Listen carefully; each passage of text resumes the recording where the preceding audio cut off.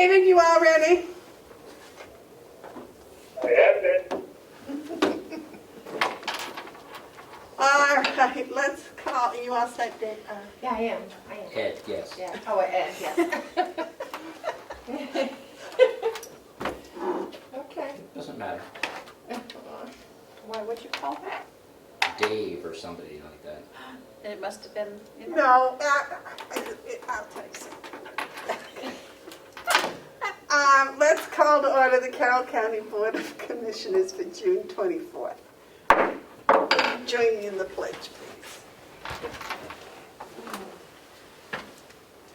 I pledge allegiance to the flag of the United States of America and to the republic for which it stands, one nation, under God, indivisible, with liberty and justice for all.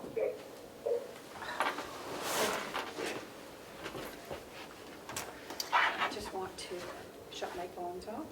All right. Go ahead. Are there any additions to the agenda? Yes. David? Why don't we have, or am I missing it? I don't see non-public on the agenda. I don't think there is any non-public today, is there? Yes, there is, because we were going to bring it up last week and we never got to it. Okay, so we'll just Considering Hale's location. Oh, it was on there. okay. It was, and then when I moved it from the top, I forgot to put it in the body of the agenda again, so, but you can do that. It doesn't have to be on the agenda to do it, so. I was gonna say, I thought I saw it on there. And you actually. Commissioner Babson is joining us through Zoom.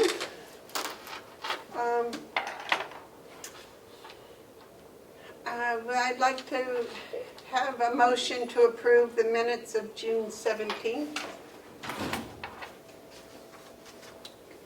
Don't move. I'll second. Motion's been made and seconded to approve the minutes of June 17th. Is there any discussion? All those in favor, roll call? Commissioner Babson, Yes. Commissioner McCarthy, Yes. Commissioner Bieber. Yes. Thank you. Are there any media questions? Is there any public input? Mr. Haas is online, he has public input. Let me just, Yes. oh, there he Good is. morning. Good morning. Please state your name and town. Bill Haas from Gilmanton. Good morning. I was just looking at the minutes and I have a collection of suggestions on what I said, the second public input. And let me just see, I'm on my home computer. It says that the commissioner chief will be attending a meeting. And I think the way I heard it was that somebody suggested it, and the chairwoman said, well, add me in. And the Secretary of State's office was indicated, and I called there, and they knew nothing about it. So I thought it was maybe NHMA. So I called and I emailed there, and the woman emailed me back, and she said, not over here either. So I was wondering how the meeting went and where was it. I mean, I know that's not a comment, but a question. But it would be nice to correct the minutes during the same day that you approve it. I mean, it's added detail, I know that, but I mean, it's erroneous. It says that the Commissioner McCarthy is taking a right-to-know class on June 19th. Would you like to tell us where that was? It was Zoom Do you have with, the right minutes, Joe? Yes, he does. Huh? What? Oh, okay. Commissioner McCarthy take a right-to-know class, yeah. it was a Zoom class. It was open, I believe, to the public. You just have to register. And it was on Friday morning. There were 3 classes. One was the right to know. The other one was executive law, something or other. I didn't stay for that one. But it was, Put it on.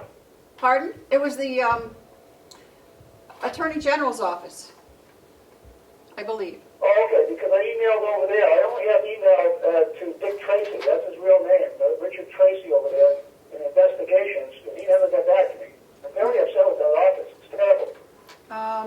And, somebody said Secretary of State originally last Wednesday, and that was erroneous. It just would be nice, did you finally get, I would like to have put into the minutes for next week to be approved that I'm not just suggesting that a state rep redefine the statute to be going into these subsections. It's already in the Constitution. I would like to have Articles 38 and 8 put down as the word is an exact accounting.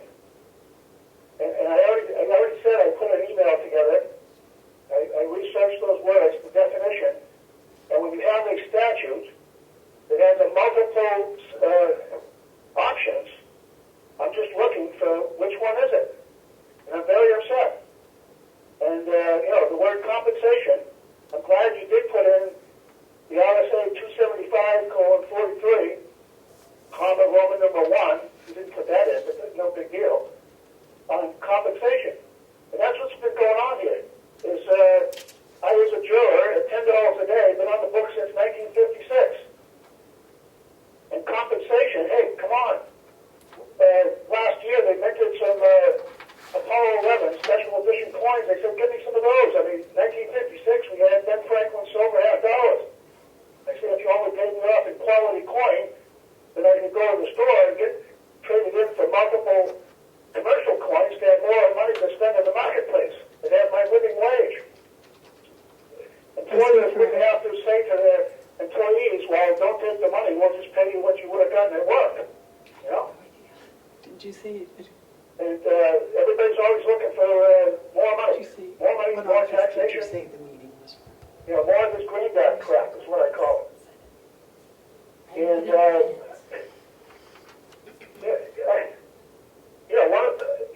you said that you were going to ask him about that, try to get the chairman said, please have whoever put it in writing the question I asked last time. Did that occur? Did you get something in writing? No. No.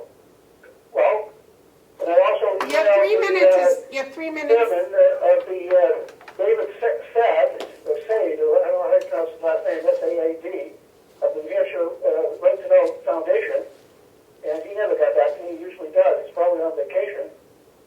You have 3 minutes. I find it very upsetting and frustrating that, people say they're going to do something and then they never do it. It's erroneous information. Yeah, 3 minutes are up. If you would like to take 5 seconds to conclude what you were saying. No, that's all I have to say. Thank you very much. Goodbye. Thank you. Is there any other non-public? Yes, sir. There's public. Sorry. Public input. At Comeau, Brookfield, I just wanted to know, just focus on the last caller's comment. Was there any conclusion from, at least verbally, if you're supposed to name the subsection in the non-publics? I believe that was the main question he was asking. Thank you. Did you get that answered at your class? No, they didn't even talk about that. What did Ed ask? He just repeated your question, and Terry said, no, they did not discuss that subject at the meeting on Friday.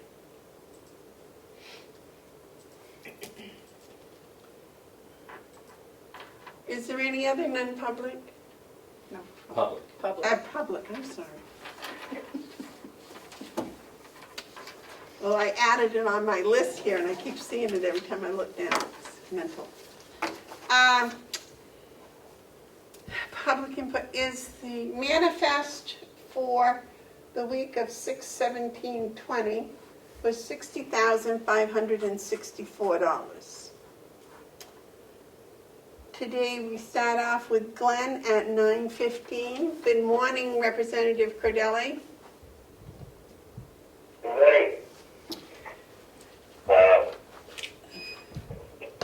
I first got to thank you for your time this morning.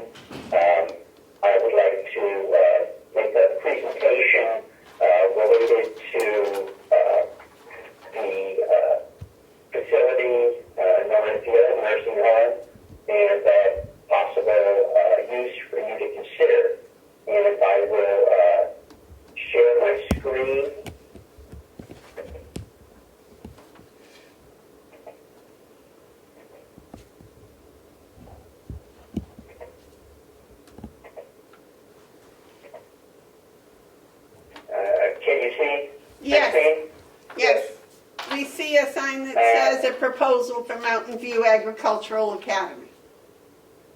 Yes. My proposal is to set up a school, Mountain View Agricultural Academy. That's a possible name. But the idea is that this would be a charter school based on an agricultural curriculum. And this is really an extension of the Fire Learning Center concept that goes back to, I believe, about 2016. And there were a number of us very involved in this, including Mark McConkey, Ed, who's there in the room, Reno Avaloni, and Tom Bucco. Mark, if you're on the line, would you like to discuss the learning center concept that we initiated years ago? Is he here? Madam Chair, Representative Cordelli, former Representative McConkey is trying to sign back in now. He was here. If I could use this opportunity, if I could also use this opportunity to try to reconnect on the conference phone so we have better audio quality. Do you mind a brief pause in your presentation? No? All right, thank you. Madam Chair, would that be okay? Yeah, if it's brief. Yeah, I'm just going to give it one try, and before it was just giving us a busy, wasn't doing anything. I think you'll be able to better understand them if we can do it this way.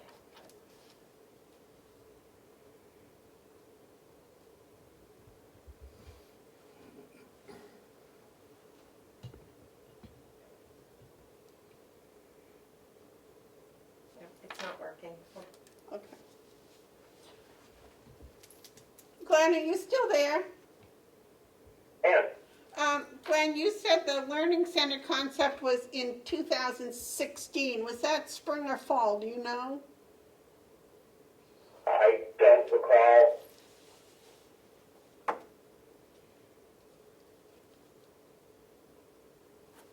We had a number of meetings, both informally and then more formally, and we had meetings at the Renwick Museum, the community school in Tamworth, various locations.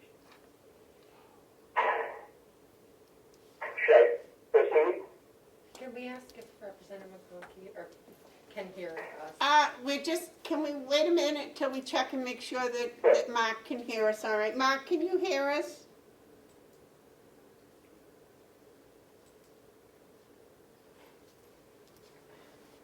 Mark, are you muted? There is a mute on his. I don't know if you see that. Is he muting himself or are we muting I him? think so. I'm trying to unmute him and I can't, so I think it's. Mark, can you unmute yourself, please?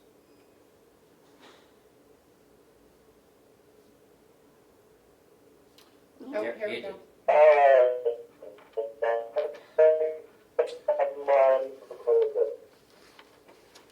I'm live now, thank you. Good morning. Good morning. Sorry for the delay. Mark, would you like to talk about the Learning Center concept that we initiated a few years ago? Sure, I'll just give a quick summary of many of you are already fully aware of it, but that Carroll County delegation, I believe in 2016, held a number of sessions. I presume, and I believe that the delegation that may have been unclear what the community, what the county had in mind for the farm, what might be the best uses for it. From that, there was a committee formed. Actually, there have been two of them, which was the Carroll County Farm Advisory Committees, both were chaired by Steve Knox, held a number of meetings.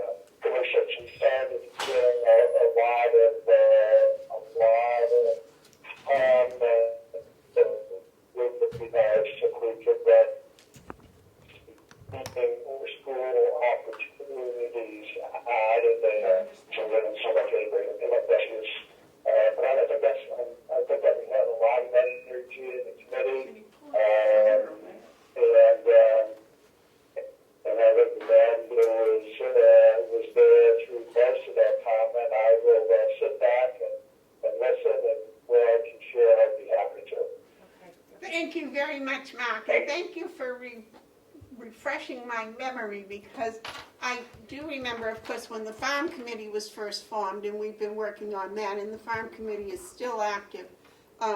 But I think what Glenn was talking about were some of the meetings about a learning center, and it was more of a fact-finding, because I did attend one, I believe, that was at Remick Museum, where we talked about different types of educational opportunities there. But Glenn, if you would please go forward with your presentation. I just want to say that then it was followed up with the one at the Tamworth Community Center, which was an excellent presentation. Glenn, I didn't mean to interrupt. Go right ahead, sir. No problem at all. Thank you very much. I think what the school has going for it, a few things, but one is a perfect location. We have the family nursing home available. Glenn, if I might interrupt, we lost your picture. We need a 10-minute break. Yeah, can we, I'm sorry, John Rich is trying to work on this. Glenn, I apologize for this. It's the technology with the Zoom between we couldn't connect, and now we're losing your picture. Could we just close the whole system down and bring it back up again? Melissa will set up a new Zoom meeting. It'll take about 5 or 10 minutes, and I tremendously apologize, but I want the public to be able to see all of your presentation properly. I think, hold on, Okay, and a new Zoom meeting will be mailed out to us. don't go into That, Wait a minute. I understand. Well, Melissa says, no, wait a minute. We lost internet connection. And as you know, this is all a wireless environment. It looks like we have our connection back for now. John Rich was doing things. Can you hear that, Glenn? Probably. No. Okay, Melissa said that she's contacted John Rich, and he said what happened wasn't the Zoom, it was actually something to do with the internet connection here.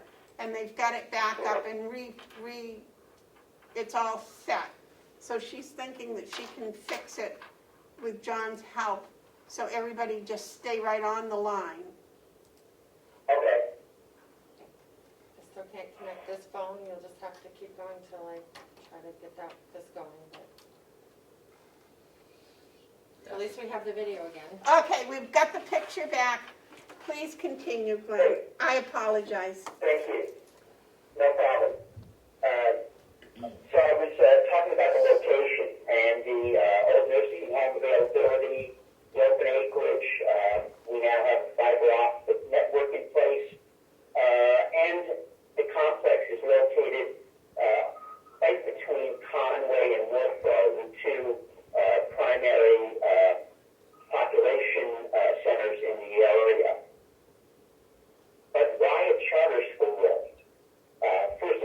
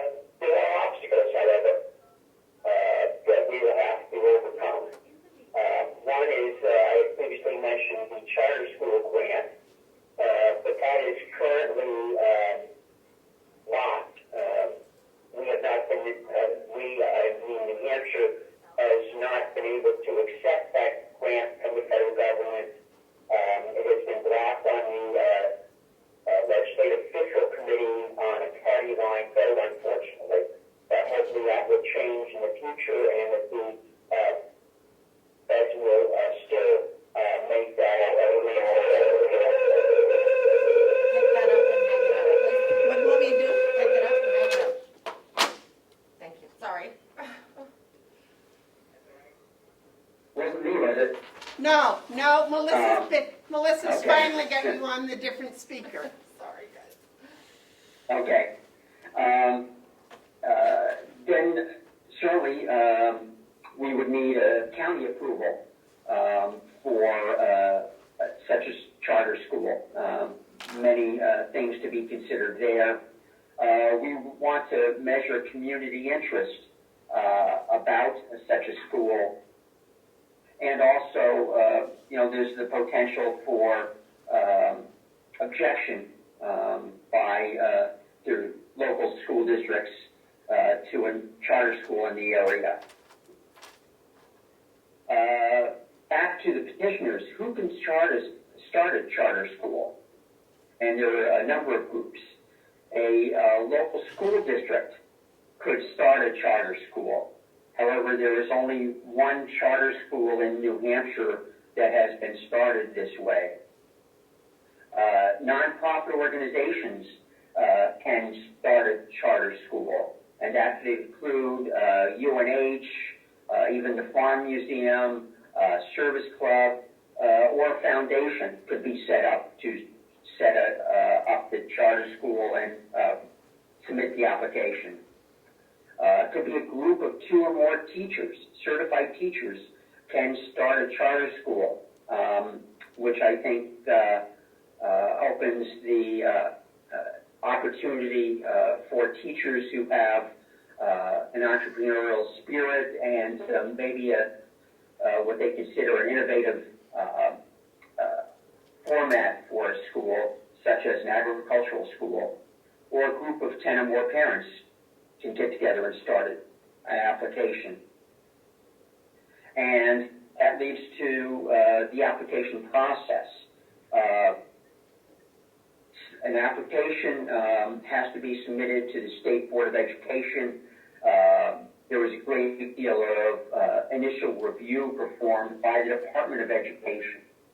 And you see listed on the screen a number of the requirements that are included in any application. And there are some possibilities for an agricultural charter school here.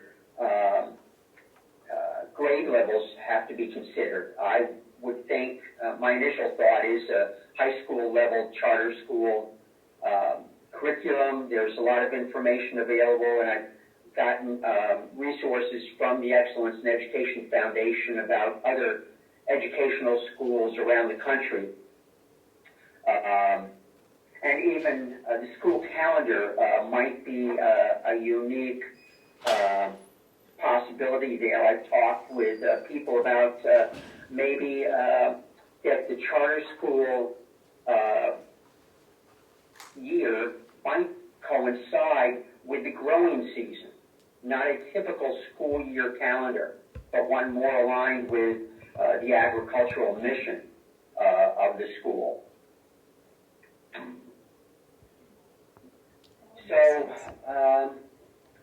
I'd also like to introduce, I don't know if Wendy Richardson's on the line, but Wendy is someone I've consulted with as well, and she is with the, her family is with the Grandview farm and farm stand up in Conway, so they can be a valuable resource. And I'm not sure if Matt Platch is on the phone also, but he is my lawyer, and also he has a small farm at his home in Wolfboro. And the next steps would certainly be just, I think the first step would be, do the commissioners see this as a concept that should be continued to be explored? That's definitely the first step, I think. But we have to identify who are the project champions, who are the people interested in pursuing the idea of a charter school. Maybe some teachers or former teachers and other community activists in the area. There have been a lot of people involved with the Learning Center concept and farmers in the area, teachers in the area, who are going to be the champions of this project to move it forward. And then also gauging community interest and student interest. Would we be able to attract students to the school? Wouldn't have to be a large number of students. I actually visited a private school over in Laconia last fall. They have 3 students, but hopefully we could attract, at least 20 students to start up the charter school and get the funding. We have to monitor, what happens with that federal grant. Will that get approved? And when? I think that in addition to raising money for the charter school, getting some of that grant startup money would be critical to getting this off the ground.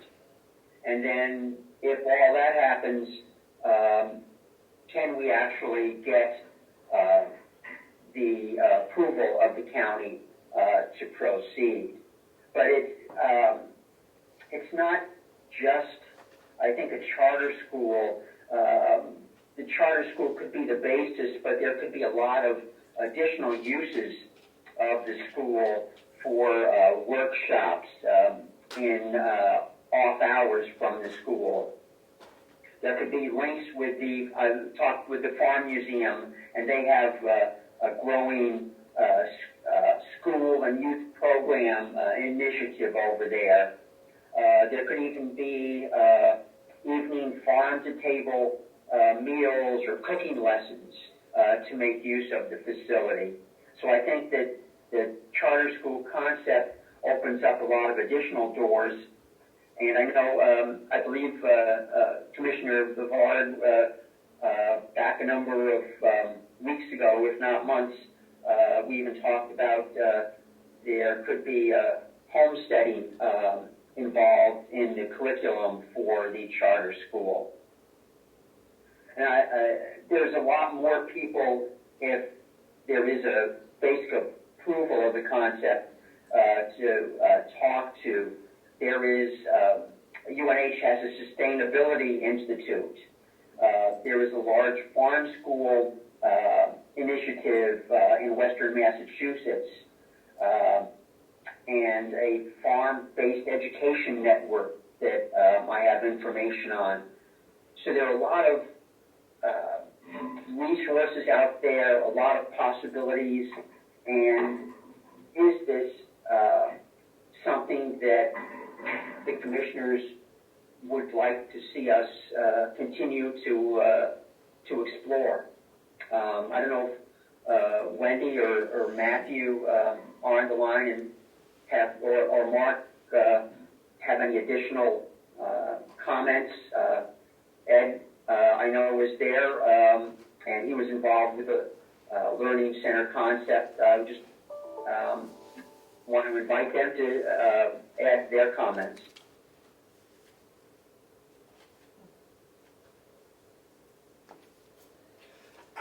Glenn, I thank you for your presentation, and I do want to say that in the fall of 2016, I did attend a couple of those meetings, and then we went on, and the commissioners formed an agricultural committee to study the land and what to do with it, and the Learning Center was also on that list. We did several meetings with the general public where we took in their suggestions and their feelings about everything, and the Learning Center kept popping up. We had done, the committee did some research on it. As a matter of fact, Susan is on the farm committee also. She's not on the, and she's works down at the Milton Farm Museum. So she was a great asset in many of the learning types. we had set up visitations. There are several learning facilities, agricultural learning facilities in the area. And one thing or another, weather and winter kind of interfered with our going to view and visit those places. But that was on the list. Unfortunately, a year ago, the committee asked to have the summer off, and it was just recently that I've been able to get people talking about starting up and having meetings again. So I would suggest that as soon as we can get a meeting scheduled, that you attend the meeting so that the committee can share their information, Mark's on the committee, and you can share yours, and we can go from there so that we're not repeating things that each you have done and we have done. Mark, would you like to add to that? Mark still here? Yes, He's muted. You unmute him? it's muted on his end. Mark, you're muted on your end. Oh, There we go. That's the way I like to be, soft-spoken, Madam Chairman. Can you have me now? yes, loud and clear. Okay, all right. Yeah, I had spoken to Dale, and I don't know that you've had the opportunity, but I believe that there's interest to convene a new meeting, and I'm liking what I'm hearing from Representative Cordelli, and I'd be happy to participate in that.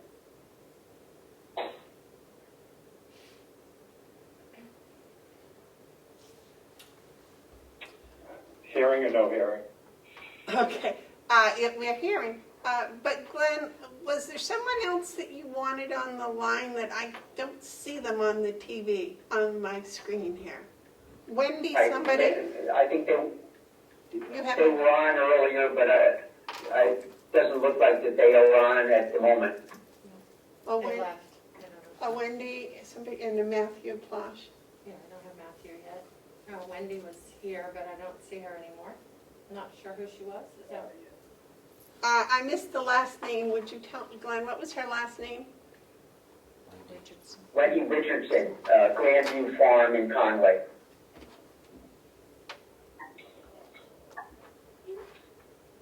Apparently she was on and she's gone. I'm sorry, Glenn. Right, yep, that's okay. Madam Chair. Yes, Ed would like to say something Yes. if he might. Thank you for your presentation, Representative Cordelli. You had mentioned in the beginning of your presentation that this would all hinge on funding and connected to this grant that you mentioned. And you said it was held up in a finance committee by a party, you said by a party. Can you tell us which party it was and why it's being held up? And does everything about this idea hinge upon getting that funding? Thank you. If I could respond, Madam Chair? Please. Yes, because the grant was offered to the state after the budget was passed, the approval of that funding had to go through the Legislative Fiscal Committee. They have had several meetings. Yeah, I'd probably throw a bucket up. Commissioner Edelblut brings it up monthly with the Fiscal Committee, but there is a Democrat majority on the Fiscal Committee, and they have unanimously voted not to accept the $46 million. It's my understanding that the first phase of that grant, approximately $10 million, is already in New Hampshire bank account, but without fiscal committee approval, they cannot utilize that funding. So funding for a startup, I think, has to come from a combination of state startup money and fundraising, both.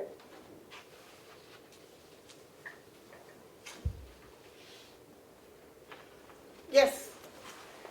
As to the reason why the money is being held up, I do not know.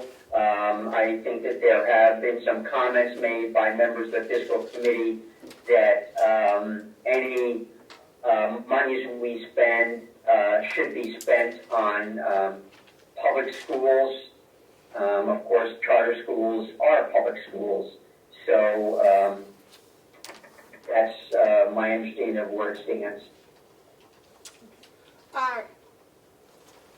Representative Comeau, you had another comment? No, that was the last question. that I Thank you. Does anyone else have any questions or comments? Commissioner Babson? Madam Chairman. Okay, good. Glenn, I think it's a great idea. I have problems with the funding. As you can, I'm sure you can remember, you and former Representative McConkey were adamant about whoever used the building had to repair it before they moved in. Will the startup money pay for these repairs? I have not looked to see what allowable expenses there are with this particular grant, but certainly fundraising efforts would be involved as well. And I know one of the most recent startup charter schools in the state did about, their startup money was about half fundraising and half state grant for startup. And they had to do renovation work. They were actually in a mall in Concord. And they had to do quite a bit of renovation to an old department store there to make it into a school. In terms of renovation work, that's something that we certainly discuss with the commissioners and work out that as well as what other funding sources would be available for any renovation work. Follow up? Yes, David? Do you anticipate the charter school would pay rent to the county for the use of the building? I would anticipate that there would be some lease involved. Thank you. I think it's a good idea, and I commend you for your efforts to get it rolling.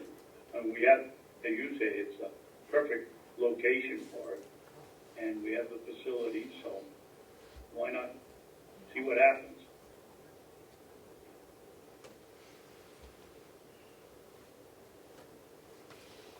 Representative Comeau? Thank you for taking my next question. We have on this campus a nursing home. Could the nursing home access those educational programs? And we have a jail, we have blueberry bushes, and we have hay. So could all this be worked into part of the Learning Center, Agricultural Learning Center program, do you think? Thank you. Glenn, would you like to respond? Thank you.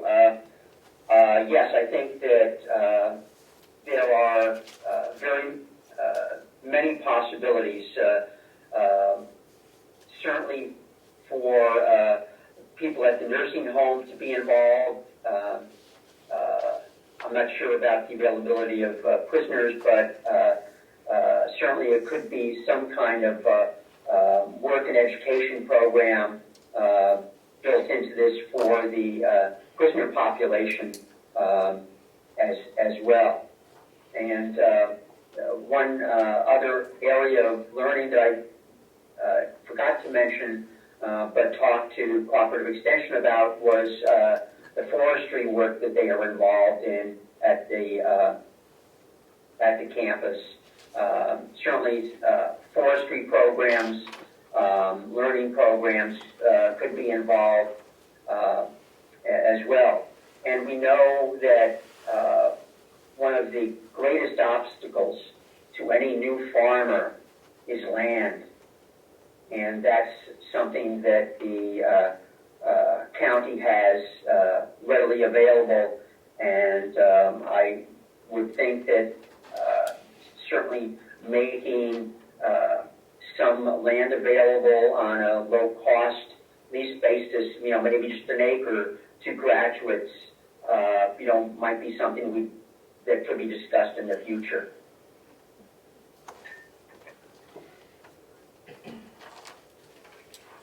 Any other questions for Representative Corneli? Thank you so very much, Glenn, for your presentation. If I might ask a question, have you asked Chairman Damaris if you could participate in the committee as to what to do with the annex? We've asked her for a suggestion or two, or volunteers to be on that committee. I have not had any discussions with anybody about that committee.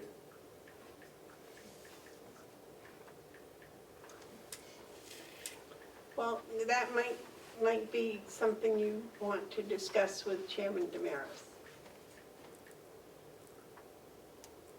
Okay. Anything else? All right. Thank you very much, Glenn. Thank you for all the time and effort you've put into this over the past several years. Of course, I'm a great believer in farming, and I'm a great believer in education. So, Thank you for your time today. thank you. Thank you, Glenn. Are we doing a Carroll County broadband today? Presentation? Oh, he's not coming? No, not coming. Oh, okay.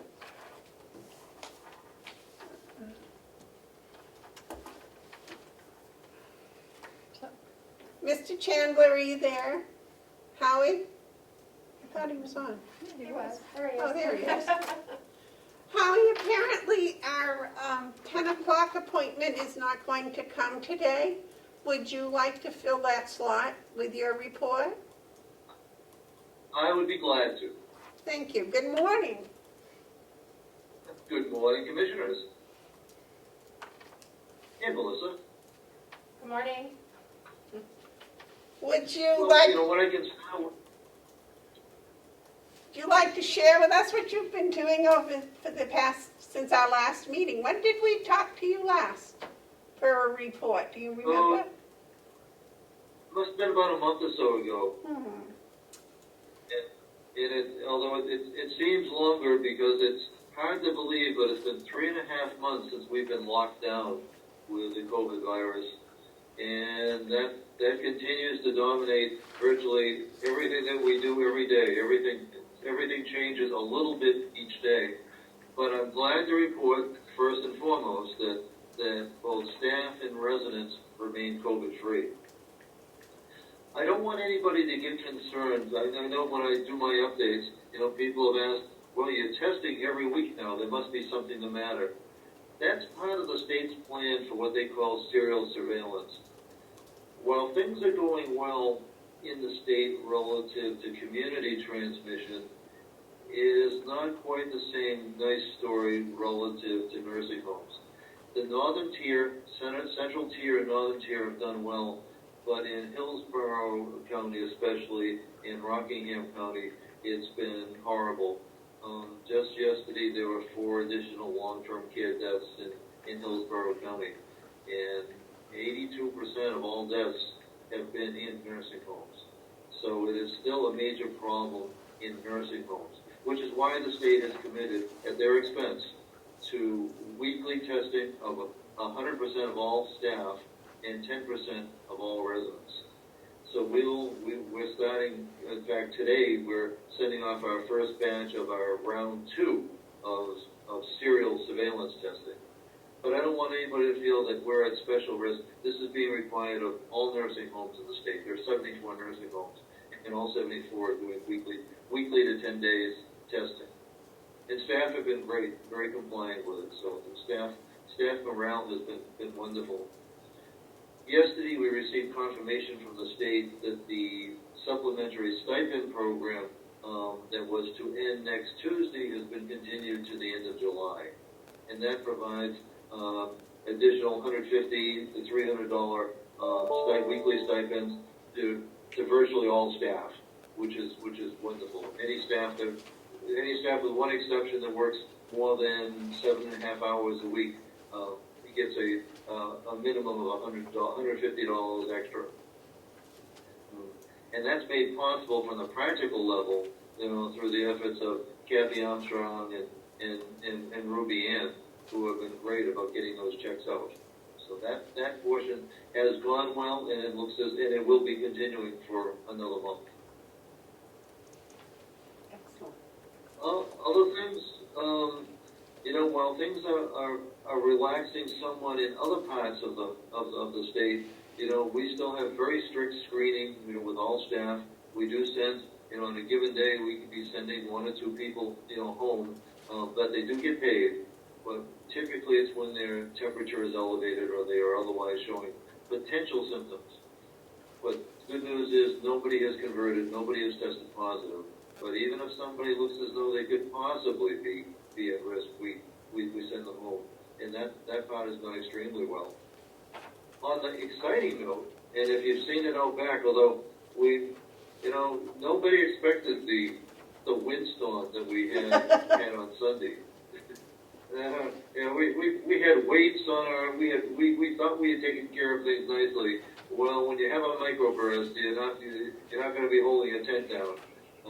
We have fallen back, regrouped, and yesterday we had 4 visiting stations created, plus 2 staff stations. So we're back. In fact, as we speak now, or as I speak now, we have visiting going on, and that has been tremendously well received. It's heart-rending. People, it's heartwarming, anyways. People who haven't seen in person their loved one in 3 months, at least now, are sitting 6 foot apart. Not as good as a kiss and a hug, but it's a big improvement over looking up to a second floor window and seeing somebody wave through the shadows. So that part has gone extremely well. People ask me all the time, when's it going to go away? Well, in nursing homes, it's probably going to be September or later. Realistically, it's going to be very difficult. The state has not relaxed any of the guidance. At noontime, every noontime on Wednesday, there's another call with Dr. Talbert, along with other state officials. On Monday, we have a separate call with the Department of Health and Human Services. But right now, they are not inclined to be relaxing. It's with reluctance on many people's part to even allow the visitation. But that has worked out well. We are, because it's been now 3 months since we've had admission, we are looking at opening the door selectively and carefully to admissions. It means we have to invent an entire new process, including virtual interviews. How do we interview a resident? It's going to be much as we're communicating now, but we're ready to start taking those first steps, and we hope to have our first new admission next week, and probably be looking at 1 admission a week thereafter. So we think we can do it. We know we can do it carefully and safely, and we just know that there's a need, we have a duty, and a financial responsibility.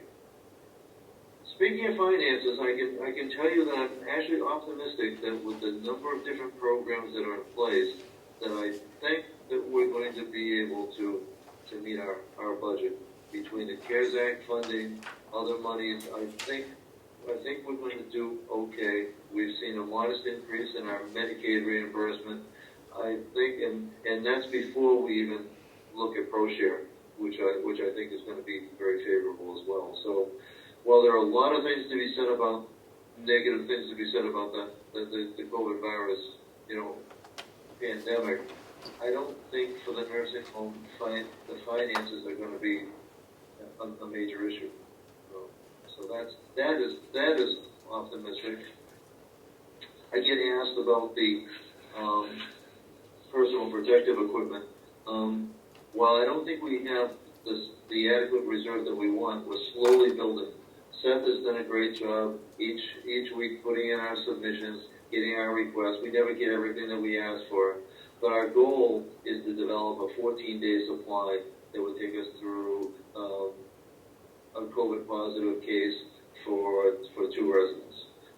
And we're getting close to that, but we're not quite there yet.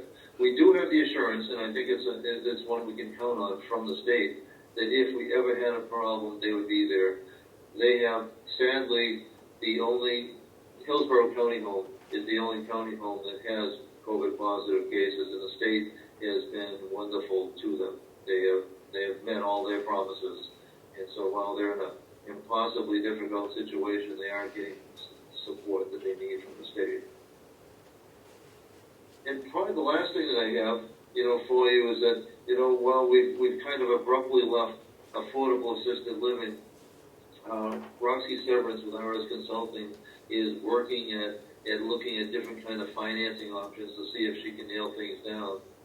On my end, I'm looking at, I would rather have a place that we can afford have it than have a theoretical place that we can't afford that looks good on paper.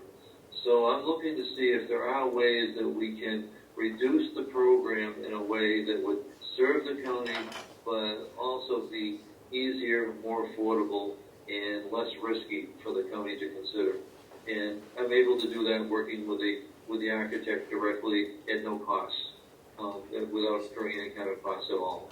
So I hope over the course of the next few weeks to be able to possibly be able to give you a slightly modified version that could be a lot easier to swallow. But that's kind of it in a nutshell. I'm open to any questions you might have.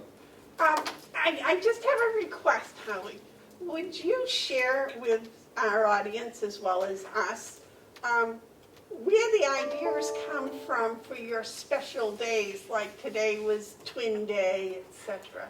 And how are they working out? Do the staff, how do they feel? Well, that's 90% of those come from our recreation department. There are creative, people. But it's well received because, we are closed off from the outside world. So we need to keep things interesting for the residents and staff alike. So those ideas, it gives a little diversity to virtually every day or every other day. And it's just a way to get lighthearted and to have fun. The residents especially enjoy it. But it also keeps things interesting for the staff because but the residents have been isolated. When we talk about in the outside community self-isolating for 14 days, well, it's been 114 days for our residents since March 13th. And that's a long time to be cut off. So I guess the short answer is we're our residents' entertainment, and we have fun doing it. Well, I know it's appreciated, really, it is. David, did you have a question for Howie? Yes. Howie, when I was up there yesterday at a distance, I could see that you had several farmer market pop-up canopies, I'd call them. And then it looked like you had behind a food bar or a drink bar. What was that? Well, that was a supervisor station. The state very reluctantly allowed for outside visitation. So we set up 4 separate booths consisting each of 2 tents, and then we had 2 additional 10 by 10s. One is where it's supervised from sitting behind, and the other out by the parking lot is at the entrance station. We actually test every visitor. A family member comes in, goes through the same process that our staff do each and every morning or at the start of each shift, temperature, inventory, the whole thing. What we do now, and it's wonderful to see, now because we've learned that you can't nail these things down and the wind can come up, we actually strike the covers at the end of each day and put them up fresh at the beginning of each day. So it's amazing. You get 10 staff out there, and 6 minutes later they're all up, and 6 minutes, and at the end of the day, 6 minutes later they're all down. But it's the staff support for the visitation has been wonderful. And it's a lot of work. I think yesterday it appeared to me there were maybe 4 or 5 residents out there with family members and even outside. Correct. You've done a super job, Howie. I don't know how you kept it out, but, and Well, the so employees have really, have they stepped up and gone through the harassment of not coming back into the building after they leave, taking their temperatures, doing whatever they're doing to prevent it to getting into our nursing home. I just can't say enough for the employees. They've done a terrific job. And they certainly have, that they have been so adaptable. It was interesting, they were actually thanked on WMUR last night's news, on the 5 o'clock news, which is wonderful to see, because the staff have stepped up, whether it's setting up tents, changing their schedules, adjusting everything. They're doing it in good humor, they're being flexible, they're being dedicated.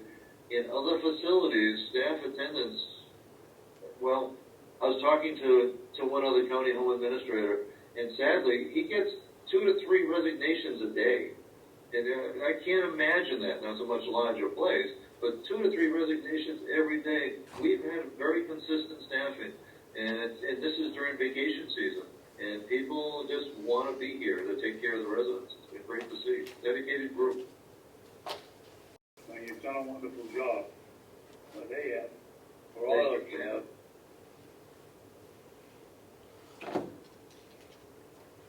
Any other comments for Howie, questions? Yeah, well, I get another one. Yes, David. Howie, I have breakfast with an individual who is trying to get a family member into the nursing home. And you say you're going to start taking one a week, one a day, one a week? One a week. Just in the beginning. How is that selection going to be made? Need or waiting list, days on the waiting list, or how are you going to make that choice? Well, there are a number of things that go into it, and it's changing because of COVID. You know, on the one hand, we try to give geographic diversity, you know, when we can, because we get so few applications from the Mount Washington Valley. You know, we try to take care of our northern folks. In the beginning, over the course of these next 2 to 3 weeks, we want to be looking at people who we can easily and safely take in, because they're kind of our test cases. So the real question is, well, you know, if an applicant is at high risk for COVID, they're not the one that we would probably want to be looking at first. If they've been out grocery shopping every day, or they've been in touch with a lot of different people and posed some risk, that's kind of a problem. I talked with one applicant this morning and told her that we'll probably be setting up Zoom conferences like we are now to actually do interviews remotely, especially when great distances are involved. So we're going to have to adjust and adapt, but certainly need is important, because, I mean, if somebody is in critical need, they should get extra priority. But the good news is that as of this week, we've decided to open the doors again, and we think we can do it safely. Yes, David. Thank you. Howie, in your process of accepting applicants and where they come from, are we putting, I don't know what you would call it, but people that aren't in nursing homes before somebody that's a transfer from another facility, figuring they may have gotten better care or taken better care of themselves? Or are we going the other way? This person is coming from the outside and probably hasn't been locked up with another 50 people that are potential virus recipients. What are we going to do? An interesting observation, and we just had this discussion at a clinical meeting this morning. Who poses the greatest risk? Somebody who's been in a nursing home for the last 3 months in a non-COVID situation, or somebody at home? And it's not an easy answer. Now, talked to one applicant this morning who's at home, but in a near perfect situation. They have not been out. They have meals brought to them. They have groceries delivered to them. they have things left for them, so they're not out and about where they're coming in contact, so they were a good home situation. Some home situations wouldn't be so good if they had 10 kids visiting with them, every 2 days. That's a relatively high risk. From a good nursing home where they've been isolated, it might be okay, but we have to be careful. So the short answer is, there's no inherent advantage right now. Although it's leaning a little bit. Somebody right now that's in a nursing home might be safer and easier than somebody from the outside. But we're not going to stop looking at people from the outside, because that's where the greater need could be. Holly, how many empty beds do you have today? We have 9.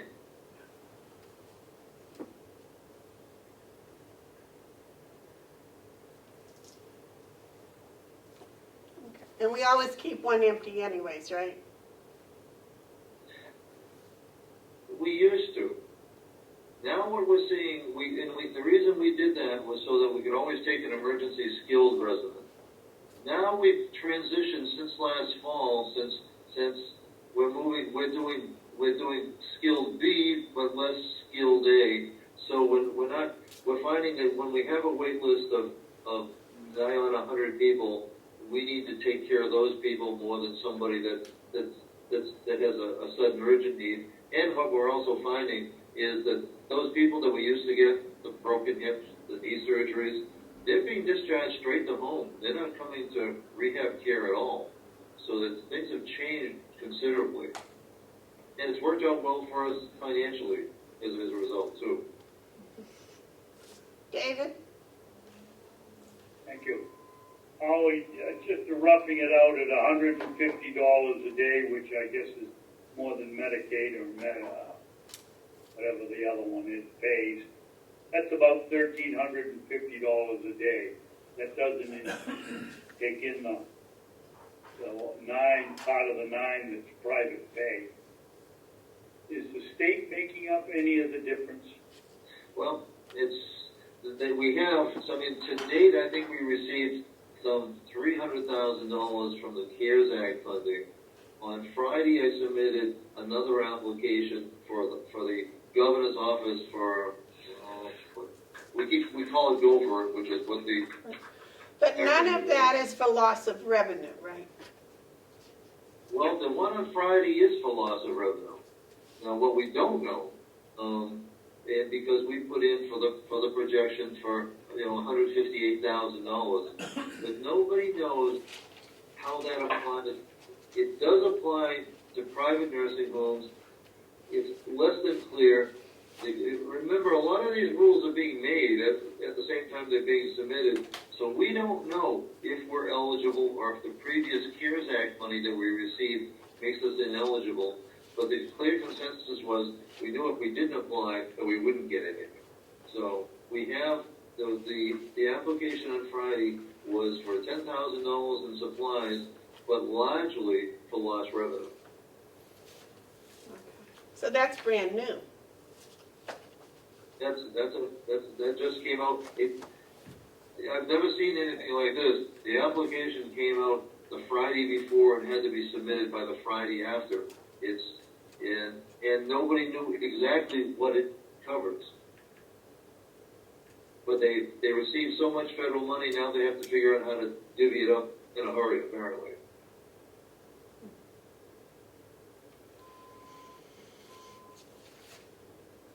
Well, that's very positive for the counties. It is. That's why I'm optimistic that when the dust settles on all this, financially we'll be beating budget projections. Even though we have had the empty rooms, we've not had other exceptional expenses. It's been we've actually spent less because we've deferred capital projects. We do anything that can be deferred. We've put off as much as anything because we don't have people coming into the building. We're not doing the work. We're not doing the repairs. We're holding on for better days. Excellent. Howie, are you having family visitations every day now? we experimented with one day last week, and now, right now, our typical schedule is gonna be Tuesday, Wednesday, and Thursday at 10 o'clock and at 11 o'clock. So we have, which, that's 8. What we're looking at is whether we can expand that to weekends or not, but right now that's meeting the main part of the need. Well, you've had beautiful weather for it. Well, we're lucky today, because we thought we might have to cancel it today, but the weather looks like it's gonna hold off till this afternoon. So I think we weren't sure, when we showed up at 8 o'clock today, we did some of the weather forecast call for rain coming in at 10, but I think we're safe for our visits today, and tomorrow should be fine. Good, excellent, excellent. Any other comments or questions for Howie? No, just thank you, Howie, for everything you're doing. And Very welcome. please convey our just super, super, super compliments and gratitude to all of your staff. And they're just a remarkable, remarkable group of employees. Thank you for all that you're doing. And your updates are really very interesting. I love your pictures. Well, and I've taken some complaint. Humor is always a dangerous thing. One person's humor is not always another. But it is serious, and we know, and it's part of a dark humor type of environment that's always been part of healthcare. You have to find something to laugh at. Otherwise we'd go crazy. So people seem to appreciate it. Staff especially seem to appreciate it. We need to share not just the terrible stories, but the happy news every once in a while too. And a joke is a good way to do that. Thank you, Howie. Thank you so much. And thank you for your lovely presentation today. Thank you. Enjoy the afternoon. Thank you, Commissioners. Okay, treasurer's report? Good morning. Good morning. I had anticipated not being here, but, excuse me, due to a change in plans, we're here, so. Well, we're glad to see you. Well, thank you. I'm glad to be here, believe me. Pardon me. So, treasurer's report. You have the manifest up there, I believe, for the checks this week. Terry. Terry. Yep. Is it possible you could tell me that number? Have you signed them, Joe? They were already signed, I believe. Do you want it? Would you like to look through them? I would like to look, but I'm more concerned about the manifest number for the moment. It is $606,307.24. Okay.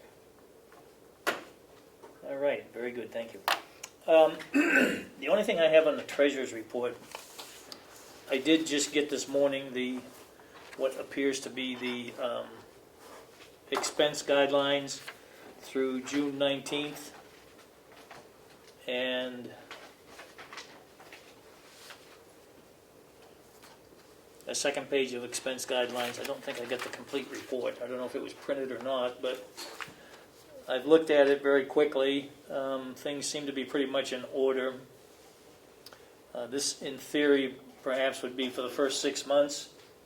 And based on all of that, Joe, it's not the 1st of July yet. We can't do 6 months. yeah, this is dated through June 19th.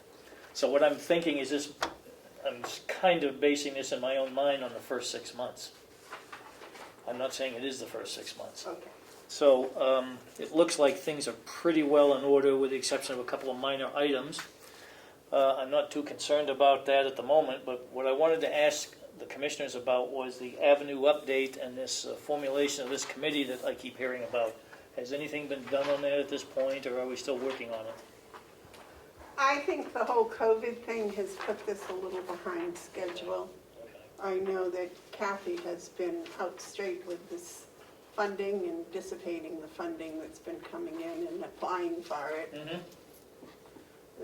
As Howie just mentioned, there's been quite a bit, and then they just rechanged everything. Yes. Okay.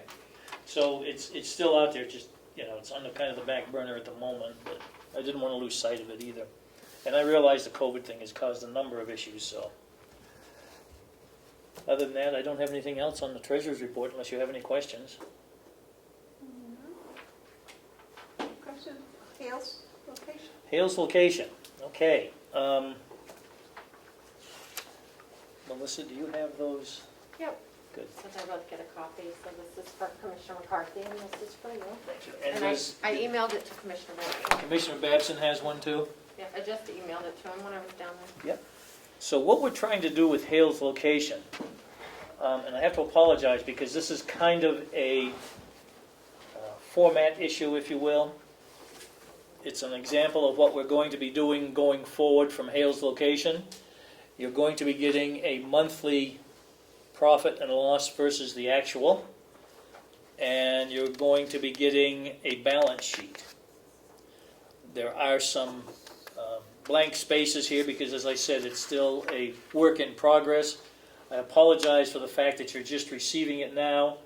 I had intended to have this here for you before the meeting, but due to some unfortunate circumstances, I wasn't able to make it. But I just wanted to highlight a couple of brief things on the profit and loss statement. And you can see it's dated June 24th, which I believe is today, isn't it? Yes. It says it's through May, though. Yes, it is through May. The June numbers have not been completed yet, so.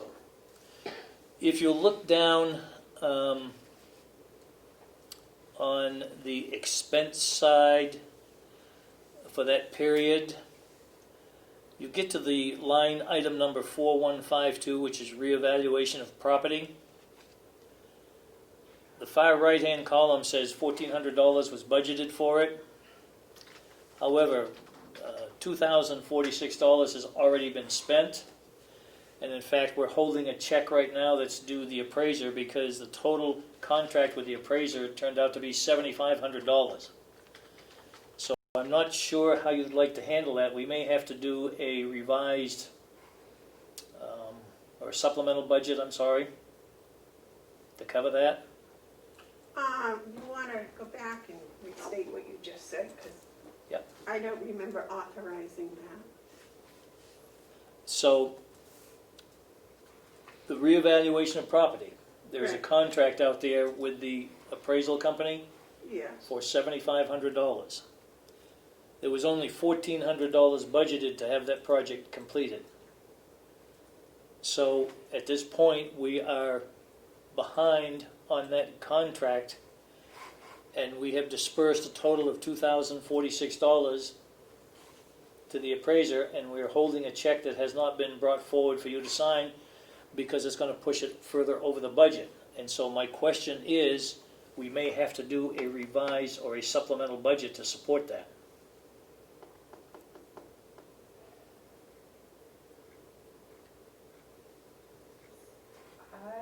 Where did the 1,400 come from? That was from the previous person at the county that handled these documents. Because if we signed a contract for 7,000. Yeah, the contract was signed after the first of the year, after the budget was already done, even though it didn't get approved till later on by the delegation.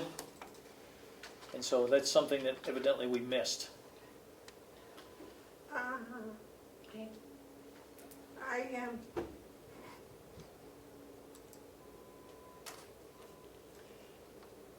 And so it gets better as we go a little further forward. Can I, Madam Chair, can I add something to that conversation? Yes, please. Normally I have remote access to my computer downstairs. That's down right now, but I remember the commissioners voting to encumber some funding for Hales in January for the purpose of the revaluation. That's what I'm trying to I bring just up in can't my mind. I'm trying to remember that, and I Yes. just couldn't make it work. You encumbered some money, I just can't give you what that number is because I can't get in my computer right now. Do you remember that, David? He's muting himself. You're muted.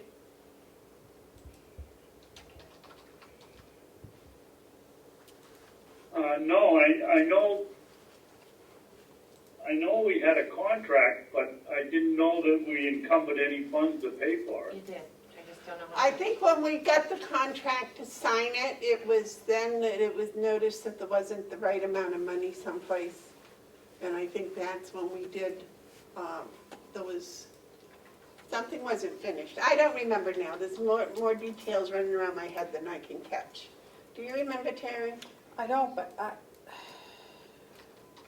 I just don't see us doing this. No. I can't see Joe letting us do that. No, So that's why it was brought to the attention. I do remember, if I may, Madam Chair, that there was something that was done, as Melissa has pointed out. But once again, with my feeble mind, I don't remember what it was, so. Okay. I'm just bringing it to light so that, because the format that we're going to use to present the financial information to the commissioners going forward is going to be in this format. I will tell you that looking at the numbers on this, there's some incorrect numbers as far as I can tell, and it's a function of we're still getting this format set up correctly. So Okay, so I do they apologize, but I did note that that one was stuck out considerably. Okay, so this is just for us to approve the format, Well, not necessarily the numbers. I don't know if you need to approve it, it's the way it's going to be presented to you from now on going forward. I also wanted to mention, this is kind of the format that I would like us to use, hopefully from the county side of things going forward too, whereby you get whether you call it a profit and loss or you call it a revenue and expense, and you get a balance sheet so you know where we stand on a monthly basis. But before you present this to the commissioners, would you review and make sure the numbers Oh, are absolutely, correct? absolutely. So we don't end up No. with something like this that looks like, it's a big $6,000 off. Right, And, in reality, probably it's not. If in reality it is, then of course we want to know right away about it. absolutely, absolutely. But don't give us something unless we got all the facts. Again, the reason I gave you this, even though it's incorrect, is because of the format. Okay. I may have jumped the gun, I just wanted to make sure that you folks understood the format we're going to use going forward. But Sure. at the same time, as I go through this, there was a couple of items that certainly raised some red flags to me. Obviously, one was the reevaluation issue, which I think there is something set aside for. The other issue that kind of crops up here is, I'm not sure what item number 4197, advertising and regional association is. That's about $18,000 higher than what it's budgeted for. So again, that's something that I've got to look into. Don't be alarmed that it shows an incorrect number, because in my mind, this is not an official report. This is just an example, Okay. okay? Melissa? And first of all, I found the commissioner's minutes of December 18th, 2019, where you voted to encumber $21,500 for property revaluation. So there's an extra $21,500 that won't show in the budget line to offset that. And the other thing is, if I might, on the account number 4197, the school payments are in the regional association line. That's where those are.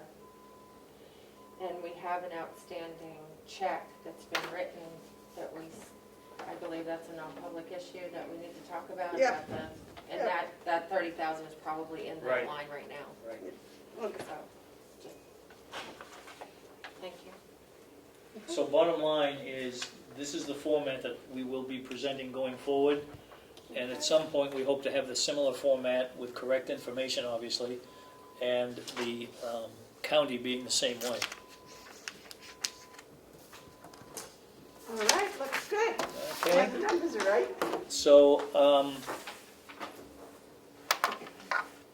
I believe we're going to talk about that check in question.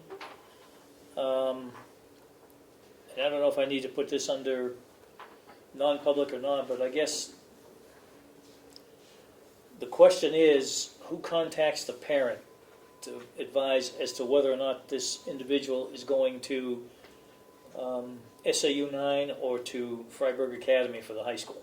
I think David's already working on Okay, that issue. all right, because that's still up in the air.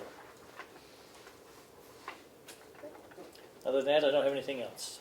All right, thank you very much, Joe. I believe that brings us to committee Commissioners' comments. Any commissioners' comments? David, do you have any commissioner comments? No, I don't, Madam Chairman. Um, What are we doing with this? Or is this just not, we I don't was have to gonna worry cover about it? that during my report on the agenda, Oh, okay. if you don't mind. Um, When I get to the executive coordinator. It seems that they're having problems with Michaela's new employee, not personally, I worded that wrong, but he's got the office in the, where he's back by John's. mhm. Evidently, there's a space under him that's a public space, and people are able to hear him speaking on the phone and talking. So he doesn't, so I've heard, so I don't know if we want to ask Michaela what's going on with that, or what we can do so he has more privacy, 'cause It's all public space underneath all of those offices. Well, no, it's not public No. space. Well, part of it is. The Part of it is. registry is right under his Yeah, office. yeah. That's Do they hear all of the other conversations? no, what I understand, it's just him. Huh. Maybe that's something that she should speak with Bob about, because maybe they've got something under the carpet that soundproofs it. Could be. Okay, we can do that. That would be, that's interesting. The other thing, anything else, Jim? Nope. Okay. The other thing I wanted to bring up was the annual report. Where is that sitting now? At Minuteman Press. You dedicated it to somebody? No, it's not dedicated. I didn't get that from the commissioners, it's just gone. There's no dedication? Nope. Can we add the dedication? Sure, if you wanted to decide on it, yeah. Yeah. I don't want to mess them up any worse than we did last year. I had to call and Terry had to go up and we had to stop them printing and it was a mess. But No, they're sending the proof back to me, so we're not there yet. okay, all It right, just had to be printed by June 30, so I was running out of time. all right. Okay, so that something's probably should be in non-public. Madam Chair? Yes. I think, we haven't started the audit yet, but isn't that supposed to be in the annual report? The What's audit, your question, Terry? Isn't the audit supposed to be part of the annual report?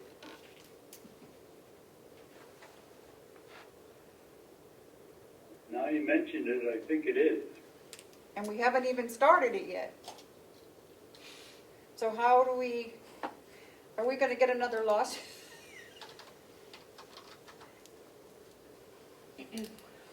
well, the audit has been started. It's just they can't do the on-campus part, which I don't really understand because they can. I mean, they can come in and use this room. This room gets sanitized every day, or every time we get done with it, or somebody gets done with it.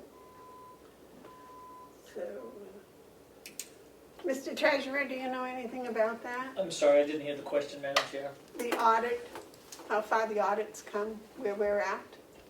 Last I knew, and I talked to the auditor just recently, was that they had requested, had provided the county with a list of information that they were going to need. Okay, but don't they need to come on site? Well, I think that's part of the issue. They need this list of items, and then they can do their due diligence and then come on site.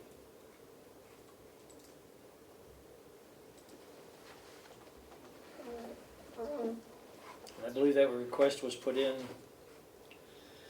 I don't know, 3 to 4 weeks ago now. Is it possible to ask the finance director to come and address that issue today? Yes, me, yes. I'll go get her if you'd like. Would you like, I'll go get her. Thanks, Ed.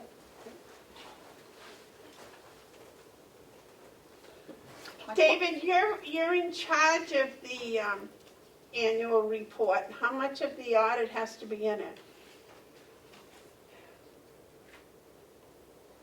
I you caught me off balance here. I'm assuming that I read somewhere that the audit has to be in it, but I can't tell you how much, Madam Chairman. Madam Chair, I'm trying to find the RSA. And I don't know how we're gonna do it if we don't have an audit, so.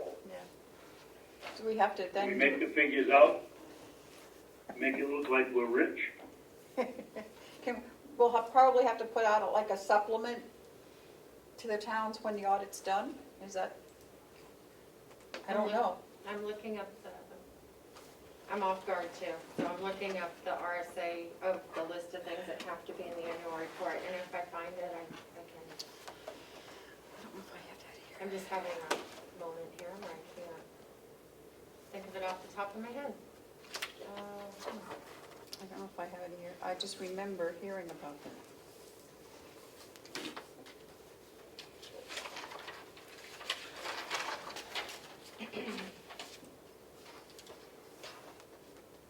Well, I think whether it should be in there or not, if we don't have it, we still need to do the annual report and just put a blank page with as Terry said, you know, after this emergency situation is over, I think everyone can understand that not everything can be done as normal or as the law prescribes at the very moment because we're in an emergency situation.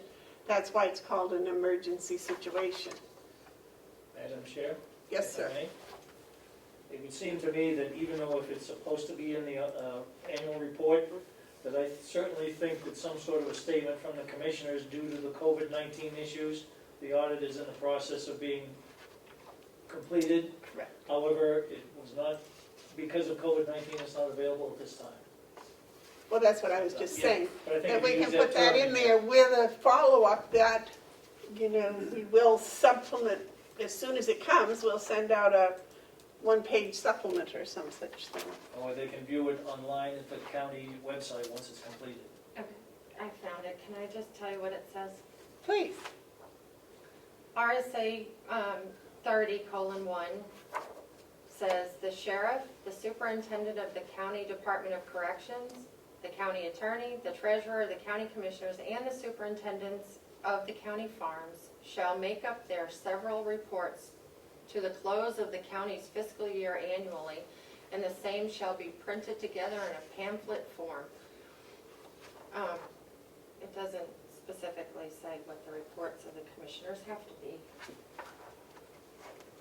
So it doesn't say. No. Terry, where did you? That's what I don't know. I'm looking through it here, but I thought that was the annual, Ed might be able to. Ed, do you have that RSA off the top of your head? Is there one that says? Melissa found the one for the annual report, but it doesn't mention anything about a finance report, an audit. I have to look again. Are you looking for a specific piece of information about it? Like when it's due? No, we know when it's due and we know what, but the RSA says what has to be in it and it does not include an audit. Correct? It doesn't say that it has to have the audit in the annual report, and then it just says in 30:3, says the reports of those officers shall contain a summarized account of all of their transactions which concern the county.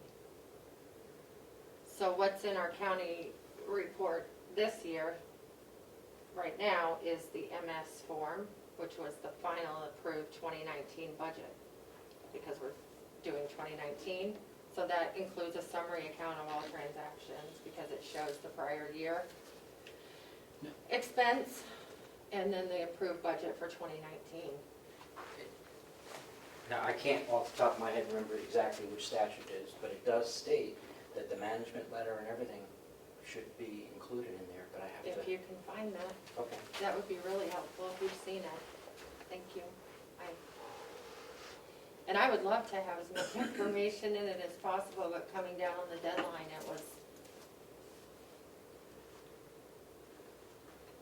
Representative Kaiser on the chat said she looked it up. She did some perusing of last year, and nothing was in last year's report either. For the audit, no, there wasn't. And there was nothing in the COAS one that I was using as an example. So David, when you went over, did you review it before she sent it to the press? Madam Chairman, I'm not going to throw anybody under the bus, so I'm not answering that question. I sent you all a draft to your email. Everybody got a draft of it. But you as clerk are in charge of it, and I was just wondering if you, I'm not making any comment, Madam Chairman. So the proof is coming back, and my intention was to send it out to all of you again, and if you'd like to add anything to it, that would be the opportune time. There wouldn't be any need for anyone to run up there or anything. We're still in the proof stage. okay. They're helping me with the formatting, getting it set up for print. They'll send it back to me for approval, so that's our opportunity.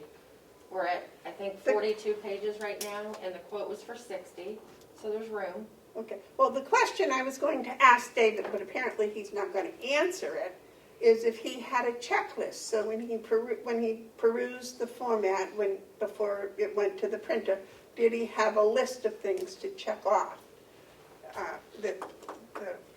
As clerk, he's supposed to know what's in there, and apparently, whether or not there's an audit or a management letter, we don't seem to be able to discover. Yes.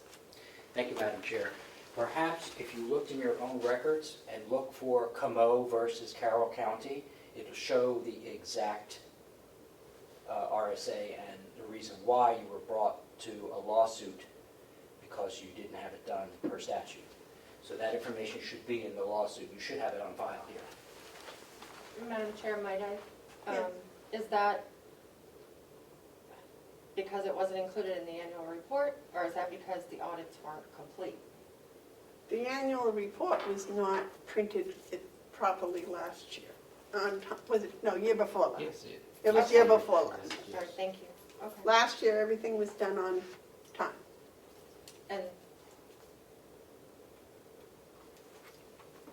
And we've talked about how the annual report is just the bare bones, basic, what we absolutely have to do for this year, and that next year it will be a completely different process and report. Well, if, Terry, you can find, or Ed can find where it has to be, the audit has to be included, or the management letter has to be included, please let Melissa know right away. And I'll certainly look, as he referenced in the case, I'll look at that file and I can certainly try to find it myself. Okay. I'm not I'm not sure. It was a question that I was asking. Yeah.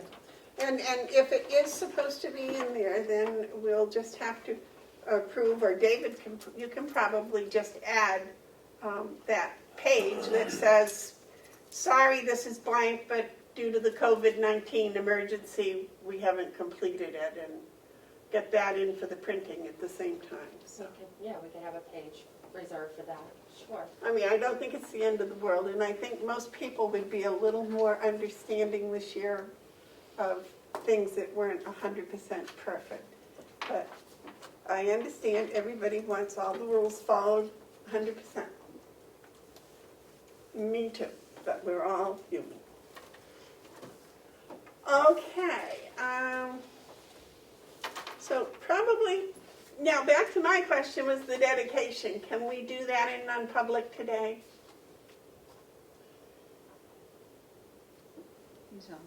Oh, He's muted himself. yeah. Sure. Yeah, why not? Yeah, well, we have to if we want to get it in. Right, okay. Wow, I didn't mean to start all of that. Needs to be talked about. I don't think you started it. Was- I think I started it. I'm That's good. sorry. Was the financial, Okay. Ed, I'm sorry. did you get a result from Kathy? Is she going to be able to come join us? I was told that she's been notified. That's all the information I have at this time. I can give my coordinator report if you want. you're ready. Yes, please. So for the executive coordinator report, the first thing, we've been working on getting ready to the July 1st opening for the public to the building. The plexiglass has been installed over the administrative assistant's desk. Looks nice. Yep, they did a great job, actually, and it's portable, so if the desk moves, we can just hook it to a different part of the ceiling and we're good to go. The plexiglass, of course, is in the Registry of Deeds office at their service counter. We are updating the screening form, making new signage, and we're going to also keep the doorbell system in place, so the doors will still be locked, but people will ring a bell, staff will come and walk them through the screening process. And we need to keep the doors locked, so we make sure people are following the procedures and they have a mask on and so forth.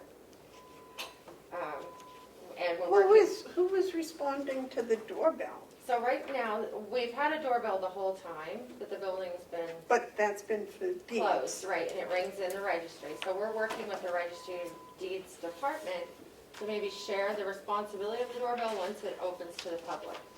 They get the majority of the foot traffic anyway, but we've also discussed having it, the administrative assistant taking it on sometimes, and then, but I'm confident that we can work together with them to share the load and make this happen. Well, whoever's responding to the doorbell is being exposed. To everyone.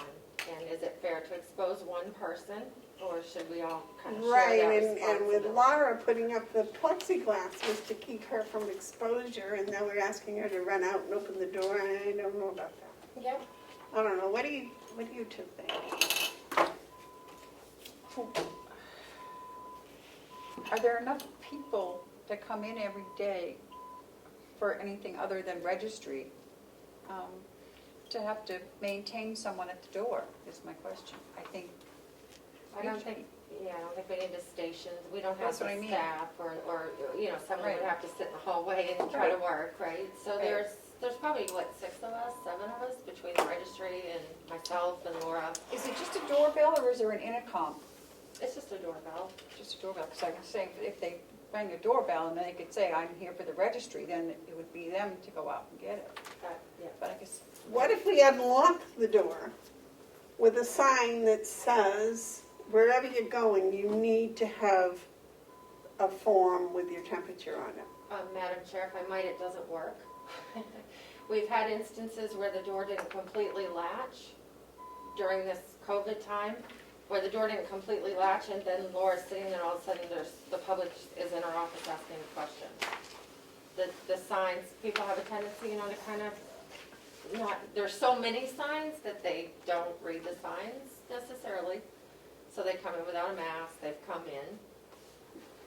So we're concerned that, as things are opening up, we'd have more of that where people just walk in and catch us off guard. And our goal is to really just keep our staff and people coming in and out of the building safe, so.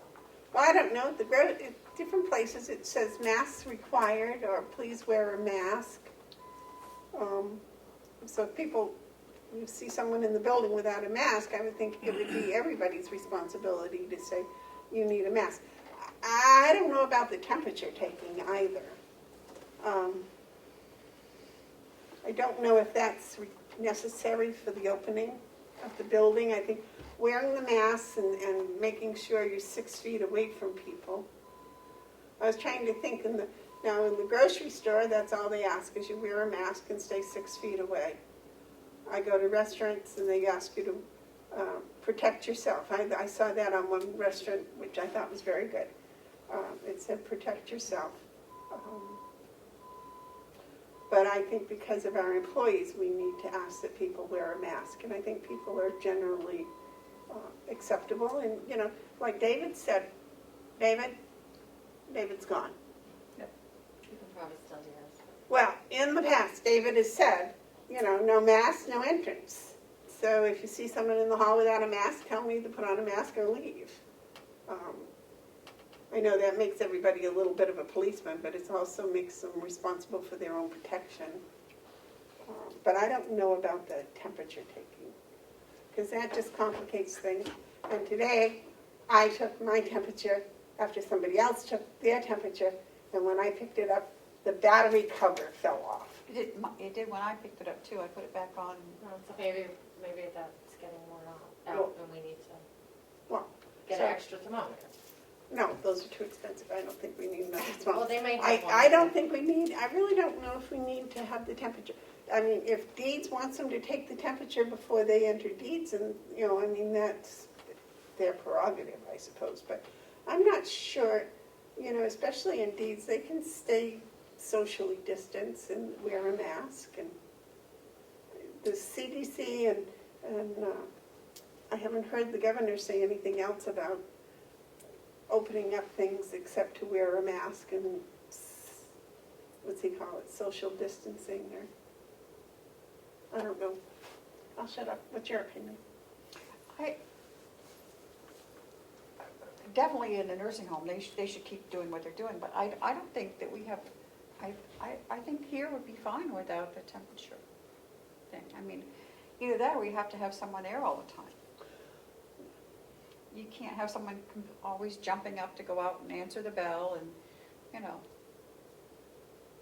And that's what we put the plexiglass up for. and that's what the plexiglass is for, so. If I might, if you would allow us, because we've put a lot into talking to the staff that are most likely to come in contact with the public, if you're okay with us just allowing us to keep the door with the doorbell, the screening forms in place, and for a period of 1 week, 2 weeks, rather than concerned about just opening up the building. We have a delegation meeting on July 2nd. That will bring quite a few people into the space the day after we open it to the public. If you would just let us gently move into this reopening, careful. We've had 2 weeks' notice. It's a methodic thing, and I know that Lisa Scott has already issued a letter, I believe it was out to, people that normally come, saying that there's a screening process in place. And I really tried to follow her lead with this business, the administration building, because she just took it by the reins from the get-go. So out of respect for what they're doing, like to not have 3 different policies depending on where you're going in the building. Well, I Can agree we with, try it for a week and then we'll report back every week and let you know how it's going, or? I agree with Terry. We said we'd open it up July 1st, and we open it up July 1st, and I think that means unlock the doors. What's your opinion, David? Me, you open the building, yeah, as you said, you unlock the door. I think we still have to have, I have no problem with opening the doors and telling people don't come in unless you have a mask on, and we would like you to take your temperature when you come in. We can open the doors, but we can also put some other parameters on it, and one of them, I would think, would be a mask, period. Either you have a mask or you don't come in. I think that goes without saying. That, the mask, that the sign on the door should say masks are required. I don't think anyone objects to that. And you could put on the same And sign. what about recommending that we only use one door to come in I for like the that next idea. month or so? The front. Put a sign up in the front where you would pull in and park. Please go around to the back of the building to get in. Why? And then we only have to worry about cleaning up one, spraying down or wiping or whatever the magic they do to keep it out. We only have to do it on one entrance rather than 2. Most people visiting the building come in the front, not the employee parking lot. They come in this front door, like 90% of the people. Kathy, you want to come sit up here and join us, please? I'm sorry to bother you during your busy, busy day. Yes, sir.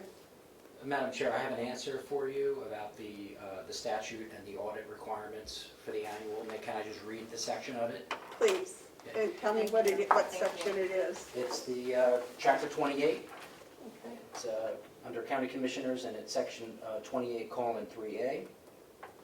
And I have to preface this by the fact that I expended $6,000 of my own funds, and the county expended $16,000 because of this issue.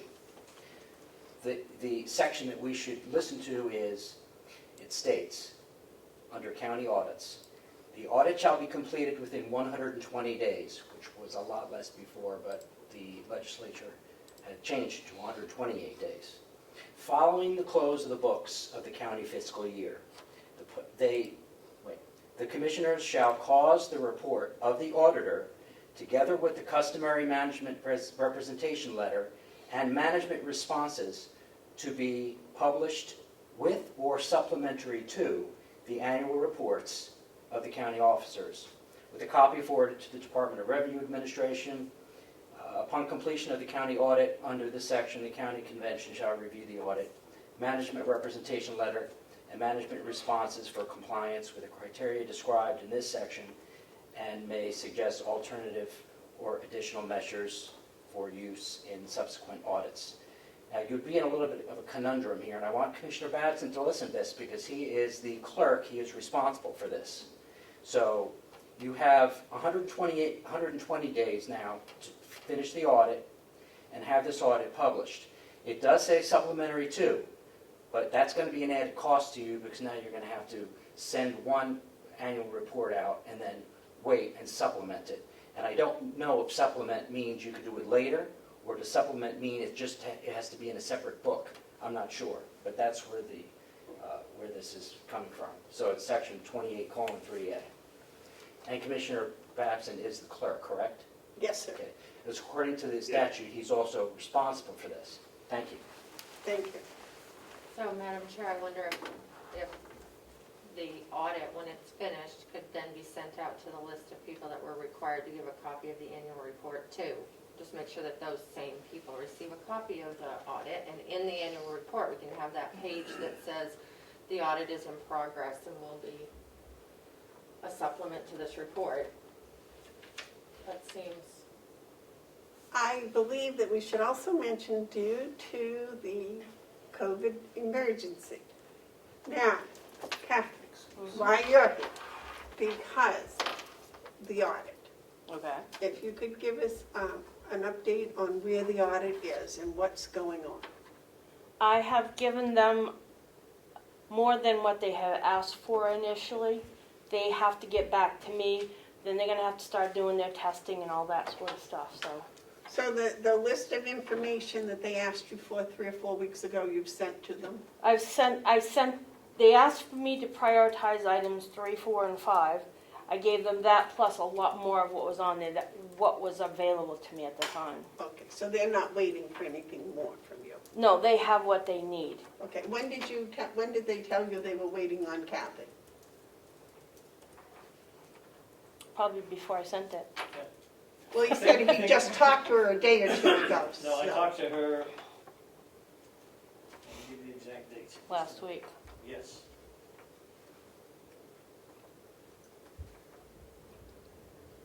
And you gave it to her last week. Yeah, I talked to her on June 15th.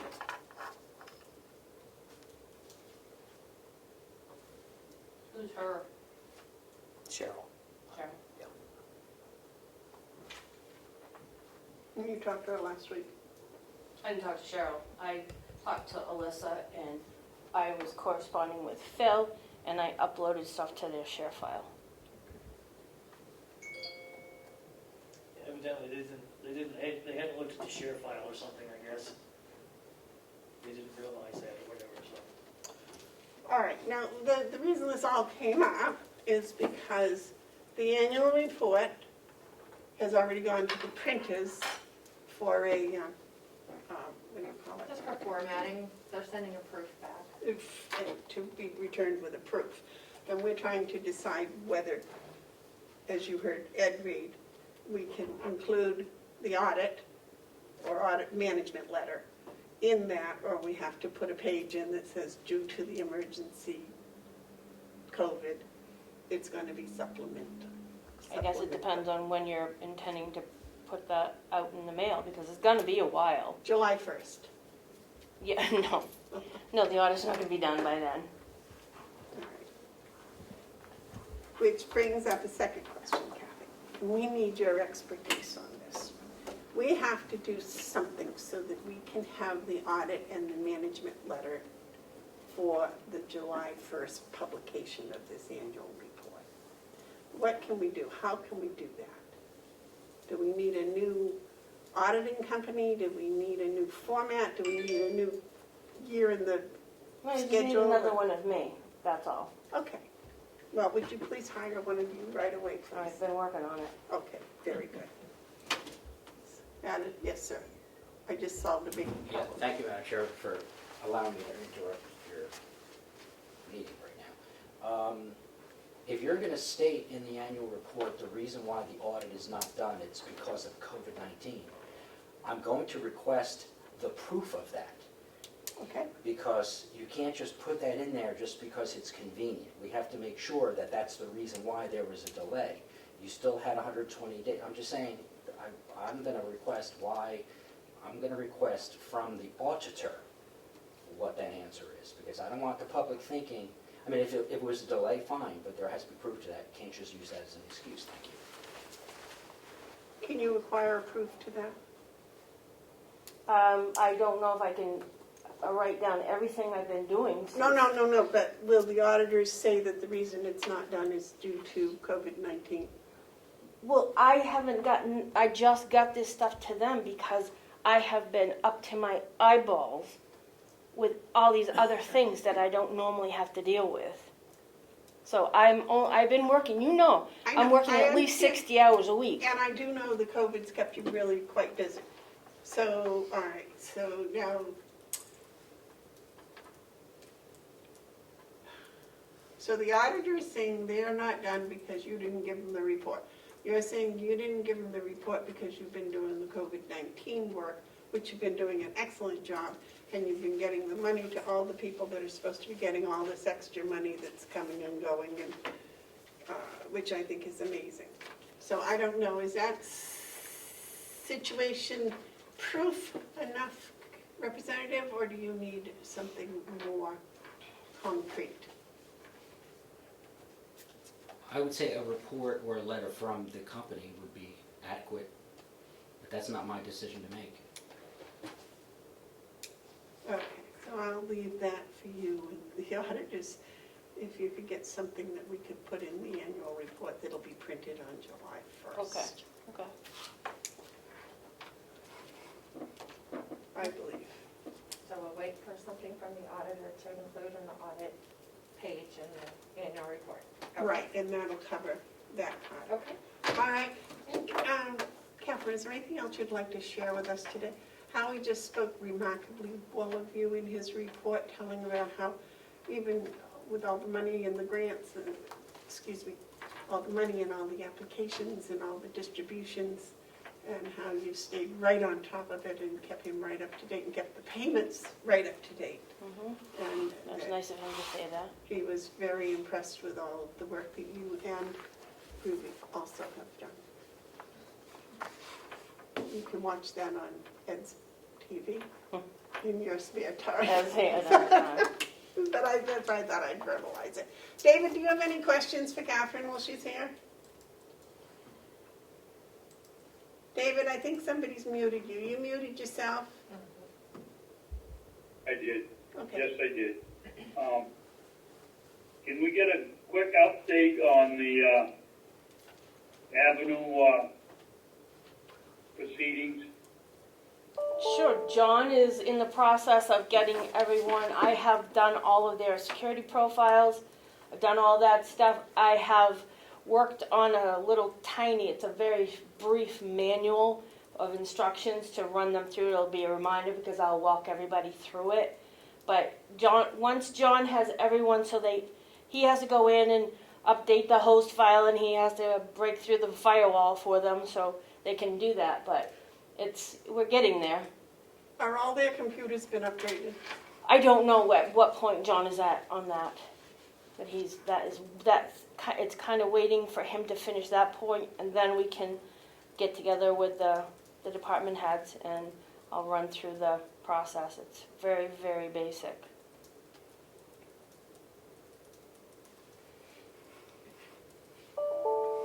Okay, and the department heads are gonna be part of your committee that'll know what's going on with it.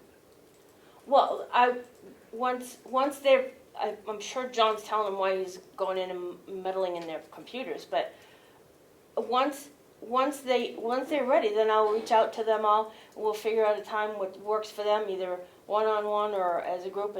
It's really, really basic instructions. It's very basic. It's not gonna take anybody more than 5 minutes to figure it out. Follow up, David? No, that's fine. All right. Any other questions for Catherine? I have something for you. Oh, This is, actually, it's due September 1st. It's kind of silly, but it still has to be signed by you. I have to upload it. They have this at the DRA, but it's your MS-46 for the commissioner's budget. They still have to have the signatures on it, so if you can sign this for me, I can get that out of my hair. all right, we've already approved the MS-46, right? Oh, yeah, it's a done deal, but this, it's, the signed copy has to be uploaded to the DRA by September 1. Oh, I just wanted to get it over and done with. does everybody have to sign it or just me? Well, it's got the name, position, and signature. I'm not sure. I'm guessing we could probably use David's stamp, but you two are here, so I would put all three of you on here. May we use your stamp, David? Yes, you may.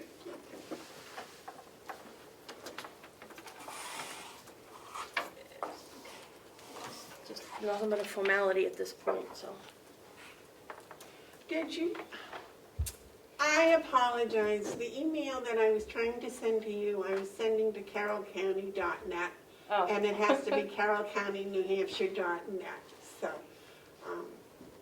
if I sounded a little confused because you hadn't gotten it. I still haven't gotten it. Well, that's why I found out well, last night I sat down, actually I was in bed, and I said, there, now I'm gonna figure out what this problem is, and sure enough, it was me.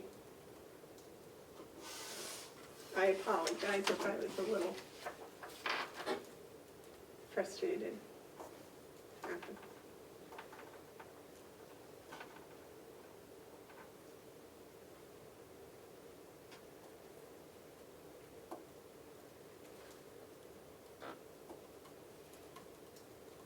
Oh, well, I did that backwards, but that's all right. They don't care if I write both my name and my printed name, right? I don't really think they look at it, to be honest. I left the top space for you. Because you're the chair. Yeah. Okay, so Melissa can, Yes, you wanna put it in my box and I'll Yeah. just absence stamp and give it back to you? yep, thanks. Okay, before you run away, Okay. I attended a meeting yesterday of the Association of Counties, talking about the dues Mhm. and how the dues are what they are for the whole county, for the whole state. But they were talking about different ways that they could assess the counties. And some, it was based on population of the county, or it was based on land mass of the county, or it was based on taxes of the county. Think about that, see if you have a recommendation that I should take to them, whether it should be on people or taxes or land mass or. Are they restructuring their dues? Right, structure? they're talking about it, and that's what they were talking about, and I was thinking, but I don't know enough about the tax rate from each town, et cetera, to see if that would actually be a fairer way of, for the counties to be charged or not, because we have some very tiny counties like Comeau County, or the They very have lots of large property, counties though. like Stratford. Stratford County's 10% of the state, basically land mass and population, both, I guess. Well, maybe not land mass, but anyways. So that was something they were talking about, so just That's in your spare interesting. time to mull that around. And the other two commissioners too, because that's kind of my update on that. Thank you for spending your time coming up here. I know how busy you are. Okay, you're welcome.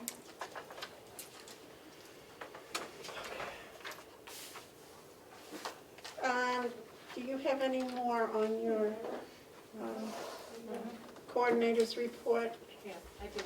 So if we could also, on that discussion about opening up the building, John Murray would like to find out if that means that he can have the humidifier that's part of the Siemens project installed in this building at some point after July 1st, if the building's open to the public. Then he can then allow those contractors that have been held back to come in. He said it involves multiple contractors, multiple days, in multiple locations in the building.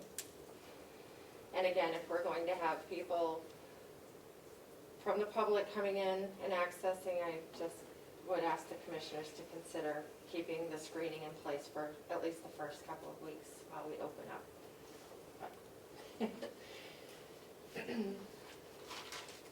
Do we need to take a vote on the temperature taking? David, do you want to take a vote on the temperature taking? You're muted. David, you're muted. I heard you. I'm thinking. I wasn't prepared to answer that. I think we should leave it to the experts, Madam Chairman. I would consider Howie a good source. If the people aren't going down to the nursing home, maybe we don't need to do it. But if I really don't know. I'm just afraid of this thing, and I'd rather be cautious than take the risk. Well, I I don't believe, know. How long does it take to take the temperature? 10 seconds? it's not the taking of the temperature, it's having a person there to make sure that everyone actually does take the temperature. Apparently Melissa thinks that people won't read the sign to take their temperature.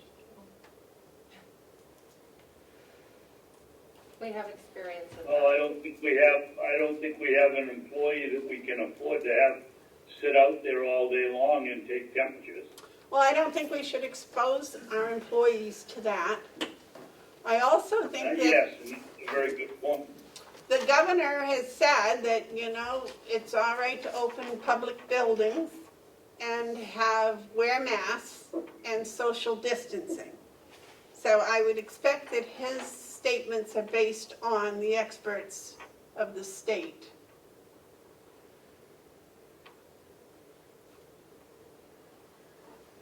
That's mine.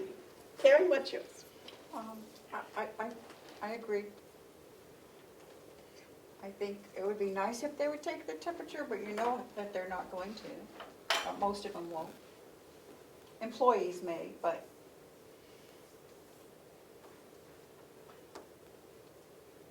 What would be the harm if we left the setup there and they either do it or they don't? Yep. Maybe peer pressure, if someone comes in ahead of them and takes the temperature, then the person will be embarrassed and take theirs. I don't know. I don't particularly agree with the governor on opening everything up either, but, well, why don't we just compromise and they want to leave it up for an extra week? And we'll see how many people actually do it. Unlock the door, put a sign, says masks and temperature. Yeah. Leave it up to how people. about the majority of the traffic is gonna go into the registry, isn't that correct? Yeah, Except on meeting days. How about if we set it up by the registry door and let the people take their temperature and then go into the registry, leave a sign in there that says take your temperature if you're going anywhere near the building, and just hope the few people that go down to the sheriff's office or into our office will have the brains to do it. I think it's back to just generally trusting people to do the right thing. It's been my experience when we trust people to do the right thing, they do. So maybe we should add to the sign, no mask, no entrance, and then please take your temperature. And then, if they know it's the right thing to do. I'll go along with that.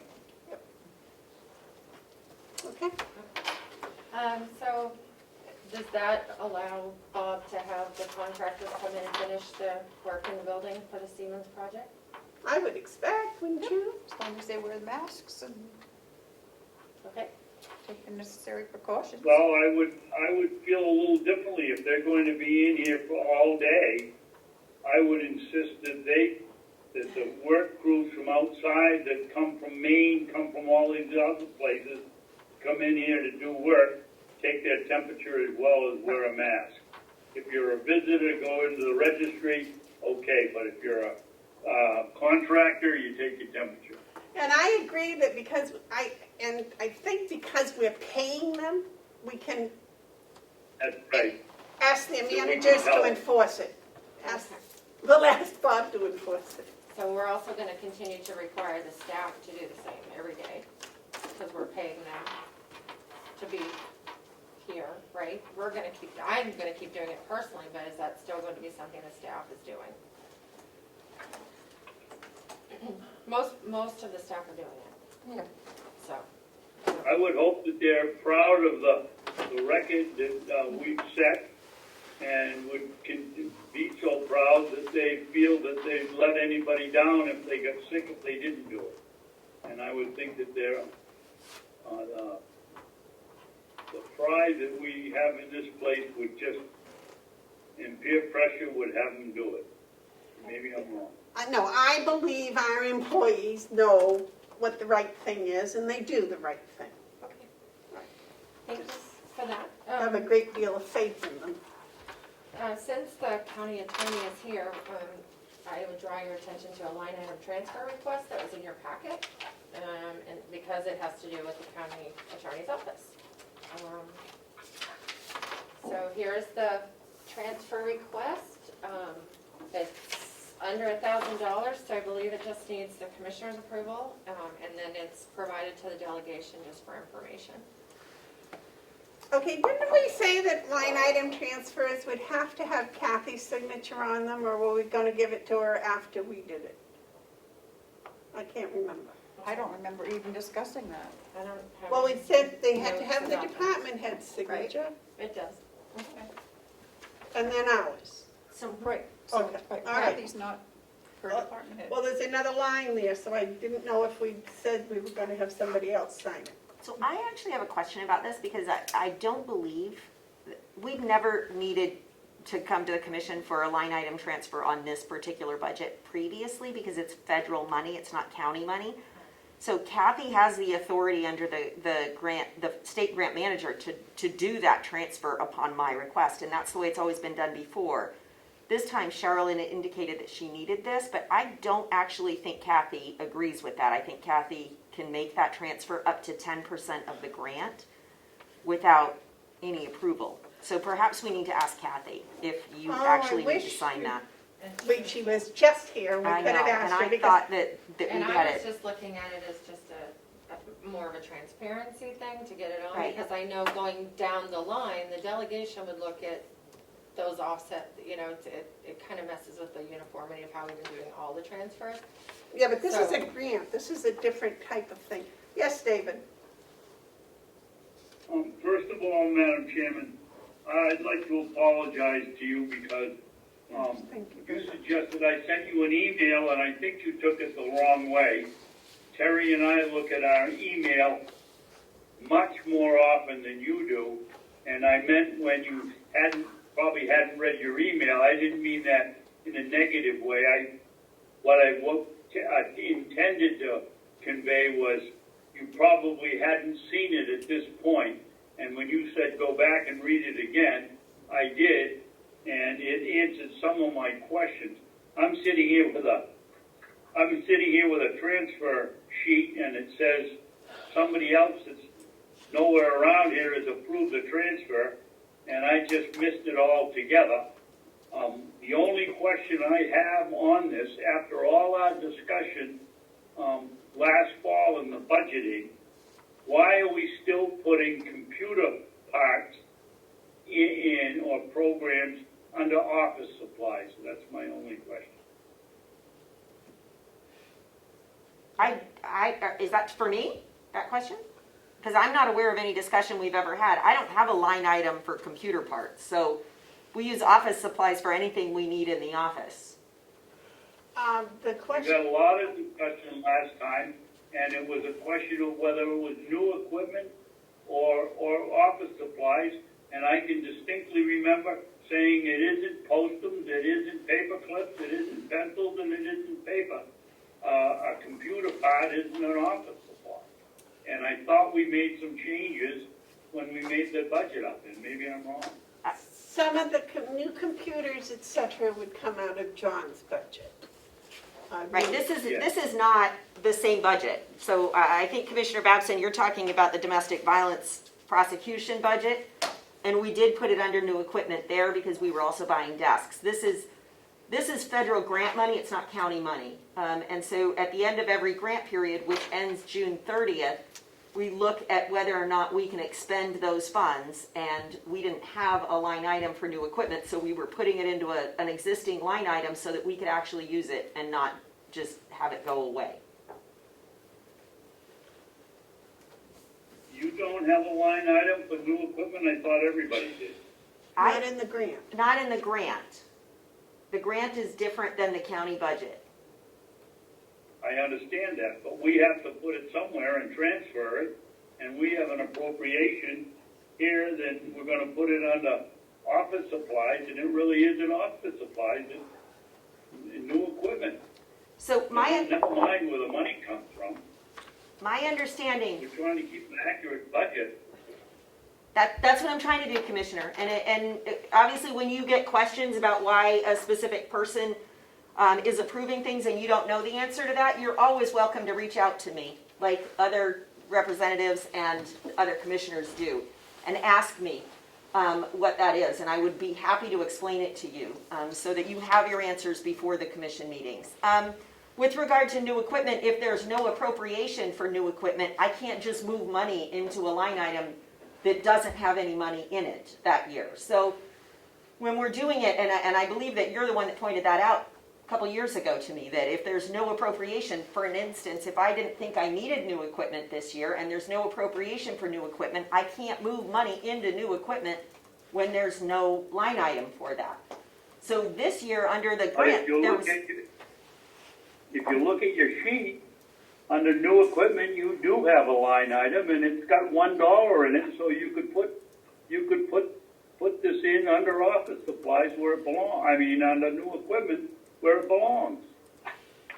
I was simply putting it where the state grant manager asked us to put it. That's what I did with it. So sometimes there's a disconnect between what the commissioners might want us to do with a specific line item and what the state grant manager wants us to do. And since it's federal money, I figure I need to follow what the grant manager tells us to do. Well, that brings us back to the question. This is money within the grant that's moving around within the grant. So I think that we don't have to approve the spending of that grant. When the delegation, the commissioners and the delegation accept the grant, and then we approve the spending of it all in one lump sum. So the individual line items, I don't believe in the grant, come to us. But is this part of the matching funds money, or is this just the grant money? That's just federal grant money. So because the grant is on a fiscal year as opposed to a calendar year, we have to expend the funds by June 30th. And so every June we go through this, where we look and see where perhaps we spent less than what we thought or more than what we thought, and we make adjustments so that our bottom line zeroes out. When I came to the county several years ago, I was told by then county administrator and Kathy that I don't need approval for that. The first time I put in a request for a line item transfer, I was told not to do that, and I was told that Kathy can make those moves up to 10% of the budget without any approval. So when we tried to do that this time, we were told we need to do this. I'm just trying to follow. Kathy told you? Cheryl told us to do this. Have you talked to Kathy about it? My understanding from Kathy is that she does not need this. That's my understanding from the So email as that long she as received. Catherine says no, then I don't see, that's why we've never seen these before, Right. David. because the whole grant money, because I have to sign the grant come July 1st when it comes due again, and the accounting for the grant comes from the state, and it's out of their budget system with their budget lines, not ours. Ours is only the matching money, Right, and this is not matching. that's not matching money. So we'll just note the process in the record, just for a refresher, so that the delegation's aware, and then we're all aware of how Why don't the you grant funds are different than the, yeah. take this back to Catherine, see if you can get your money straightened around, and if she wants us to, Did it? Okay. she recommends something else, then we'll follow that procedure, because you don't have to do it this week, right? It has to be done by the 30th. Well, that's Tuesday. So that's why I put it, That's that's why part it's of the here. report, so that it I just goes. wanted to make sure you would, because this is the last meeting you all have Yeah, before then. right. So I just wanted Yeah, to right. make sure everybody was aware of Well, it. that's why I was asking you if Kathy had signed it, because I thought that this grant was hers. Okay. But that's the confusion, David, because we've never done it before. Well, listening to the discussion, I don't think we have to do anything. I think, as Michaela says, that it comes to us as a grant, and they can move it around where they want, Right. what she wants. Only up to 10%. Right. Thank you. Wonder if the 10% apply to all the county grants, or we can No, get into that no, later? it's different. So it might be different for every grant. Okay, thank you very much for coming and bringing this in. Do you have anything you'd like to share with us?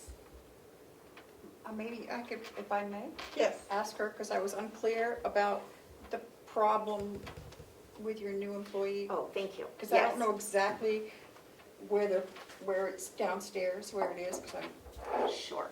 okay. So the domestic violence prosecutor, we had Right. given workspace in the back. It's not an office because it's back in the vault with the halon. So he's just got a place where he can work a few hours a day. And there's a telephone back there, which he's been using. Apparently when he came into the building the other day, the Register of Deeds asked him to step into the deeds.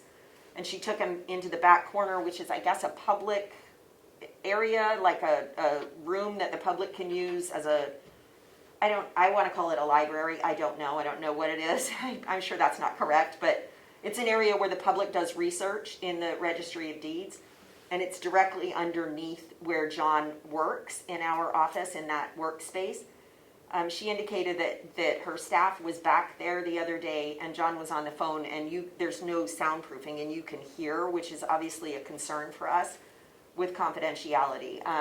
And we also have, he's county, but we have the IT person back there and there's no wall separating those two either. There's just a chain link fence. So our confidentiality is an issue. My question is, can the people in Deeds hear what's going on in your office? No. Or the other offices? No, it's just back there in that back corner. Why can't she hear from your offices? And I imagine that there's better soundproofing between the two, but because that was a storage room, I imagine they just didn't do the same soundproofing.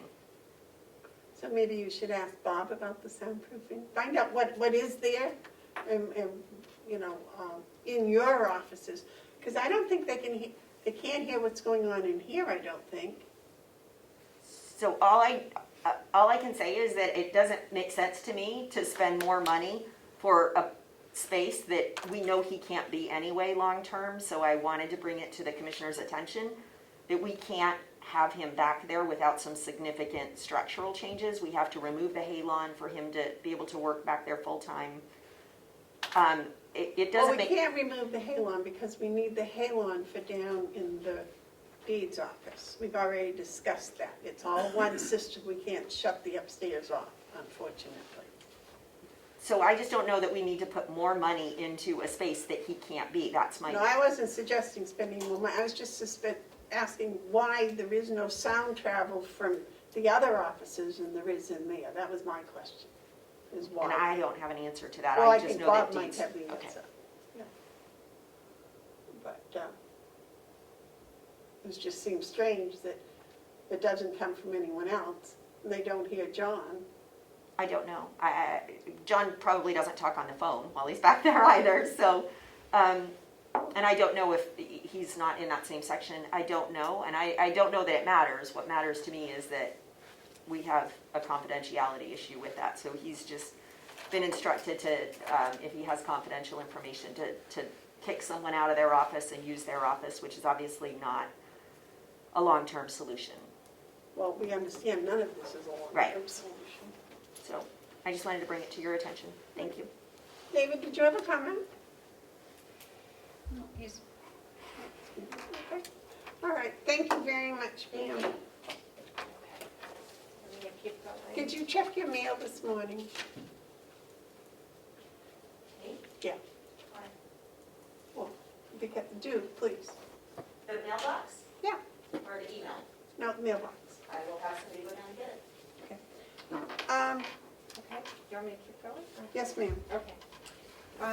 So the finance office is now going to be giving the commissioners every week an update on the budgets that are, although you're directly responsible for the whole county budget,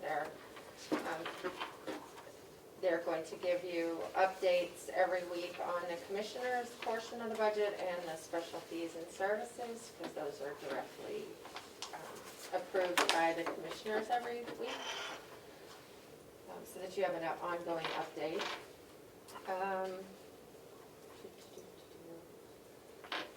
You have in your packet, there's an office supply order, if the commissioners can approve that expenditure. Appreciate that, so we can get some supplies for the office. Is this for the whole Well, finance? that office? brings up a different thing, so that's what I was gonna, because I wanted to know, I was gonna ask David if he knew, when did the finance department and the commissioners department become one and the same? Weren't they always two separate, they're two separate budgets, weren't they two separate departments? Here, you're muted. I always thought they were, that we always worked downstairs together, but I thought they had their budget, we had our budget, and they did their thing. And then when, what's his name came here a couple of years ago and had his own office, then it was physically, separated also. So everything for the office downstairs falls into the commissioner's 4,100 budget, Well, right? so my understanding is, David, the finance office is their own department. There's 4 people or 3 people in the finance department. They have their own expenses. The commissioner's office has its own expenses. So Right? why can't, apparently it's all been balled up together. So can't we separate the two so we have a commissioner's and then we have separate from the finance department? Is there any problem with that?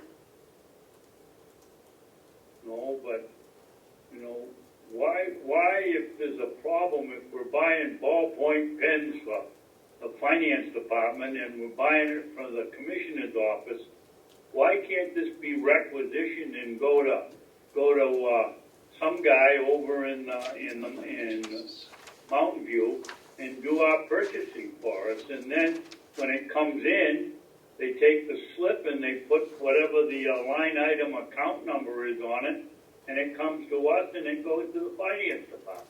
Well, I think that's what we're getting a purchasing program for, and that's the way I think it would be. So I would think that if the finance department needed X, Y, and Z, they would tell Seth. If the registry of deeds needed X, Y, and Z, they would tell Seth. If commissioners needed X, Y, and Z, they would tell Seth. And then Seth would say, oh, look, I need 3 times as many pens. Where can I get it cheaper? He orders 3 times as many and then distributes it back through to the commissioners and So the... why do we have to wait? Oh, excuse me, go ahead. Well, go ahead, Yeah, no. I'm sorry, I interrupted. I didn't think there would be a wait. Why do we have to wait till we get the program? If these departments, I've been after this since the day I got here 8 years ago. Well, yes, all 3 of us. Why don't they call Seth and say, I need pens? Seth gets 2 or 3 others, they need pens, and when it comes in, all the bookwork is all done if you put the correct line item on. Okay, that's just exactly what Terry's been asking for a year, and I've been suggesting right along. So why don't we be, as the commissioners, set an example with the commissioners department and just say, okay, whatever the commissioners need, we're going to tell Seth and let him find it for us.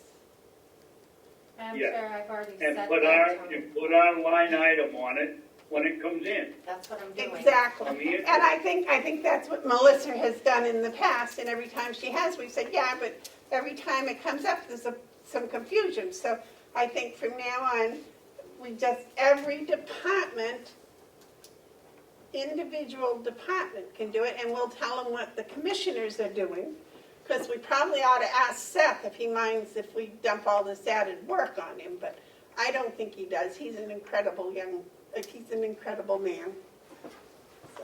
Madam Chair, if I might, with Yes. this, thank you for that very much, because it has been a little confusing, and the request to order office supplies that you have today is for supplies that myself and the administrative assistant in your office are requesting.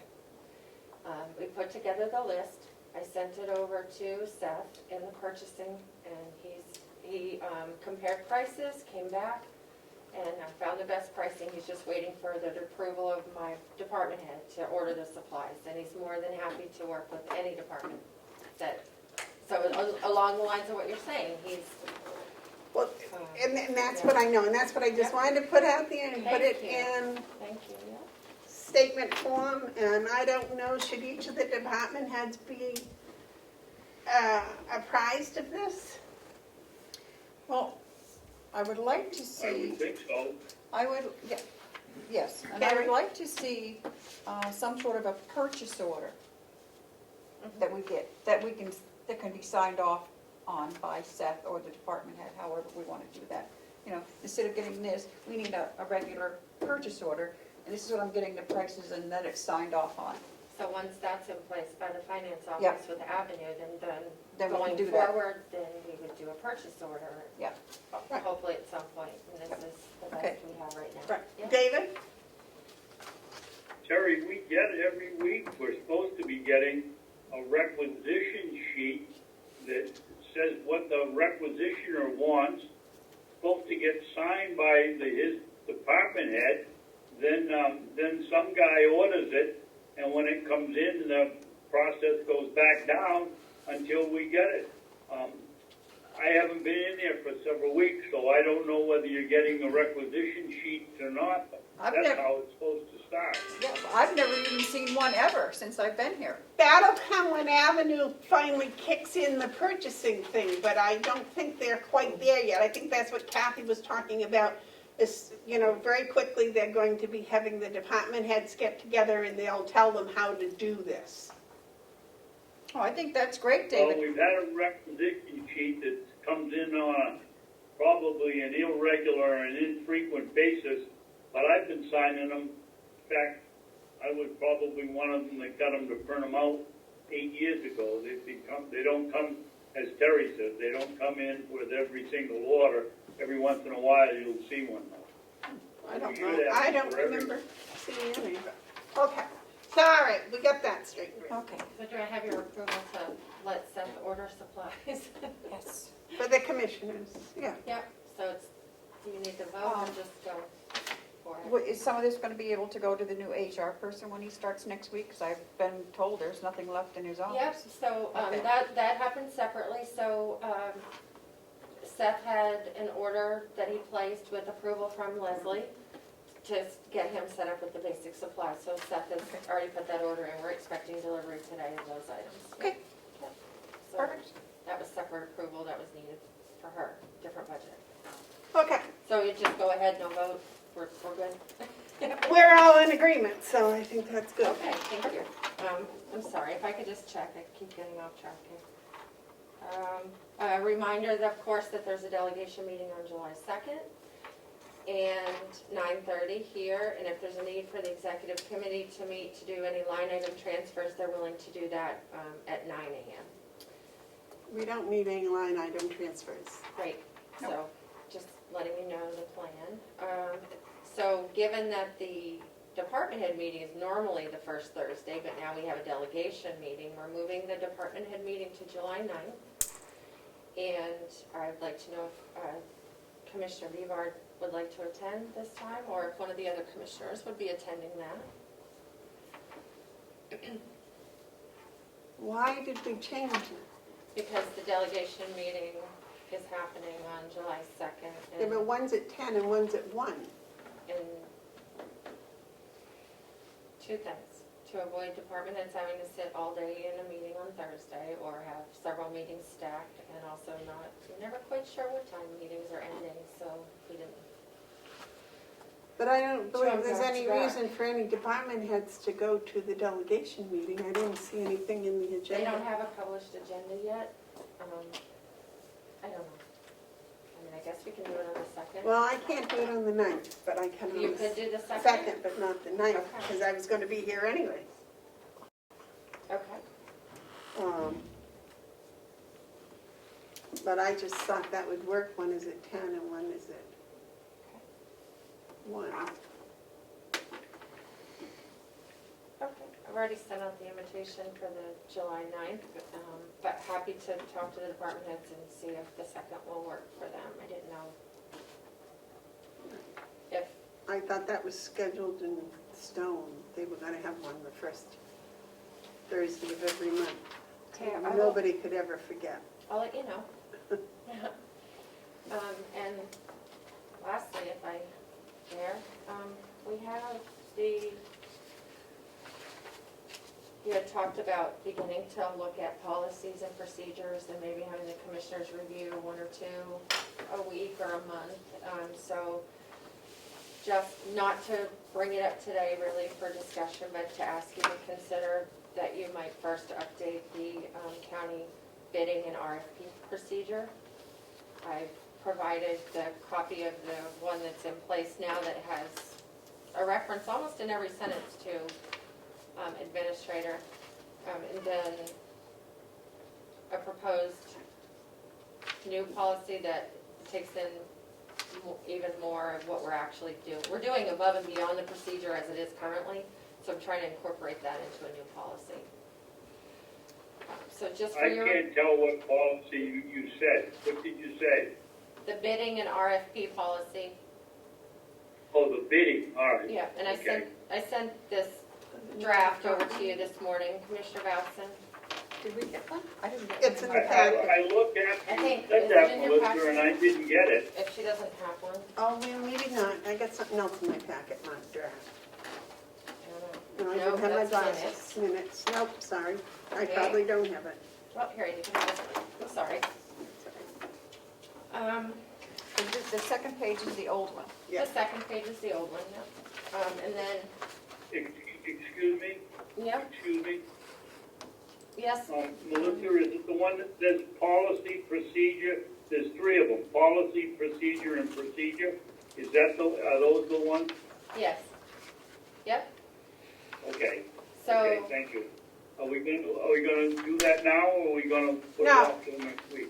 Take it home, peruse it this week, and then next week we'll make any additions or corrections, and Okay.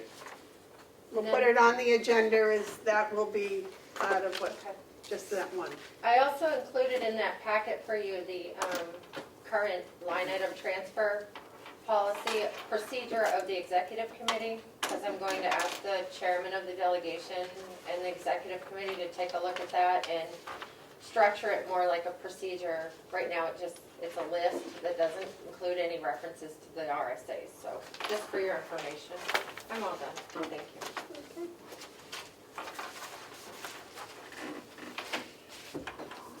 Okay, anything else? All right, we do have, at least, is Jason coming? Yeah, I need to create a Zoom invitation and send it to him and Commissioner Bowson. Is that the only thing that we had on non-public? And the dedication. Dedication. And we have Hale's location. And Hales. Yeah, and Hales. the check. Those three things.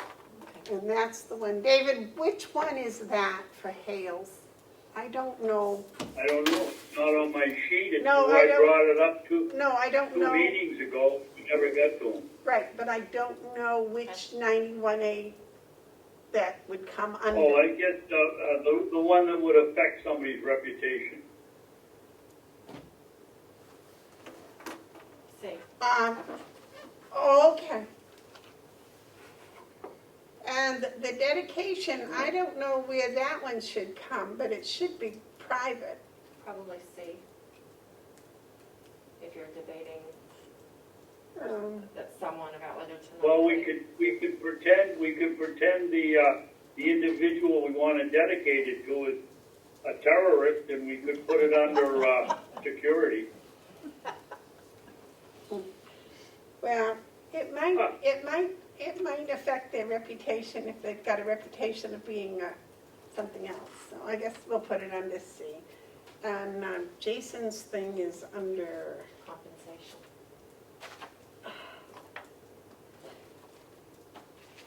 Madam Chairman, yes, sir, David.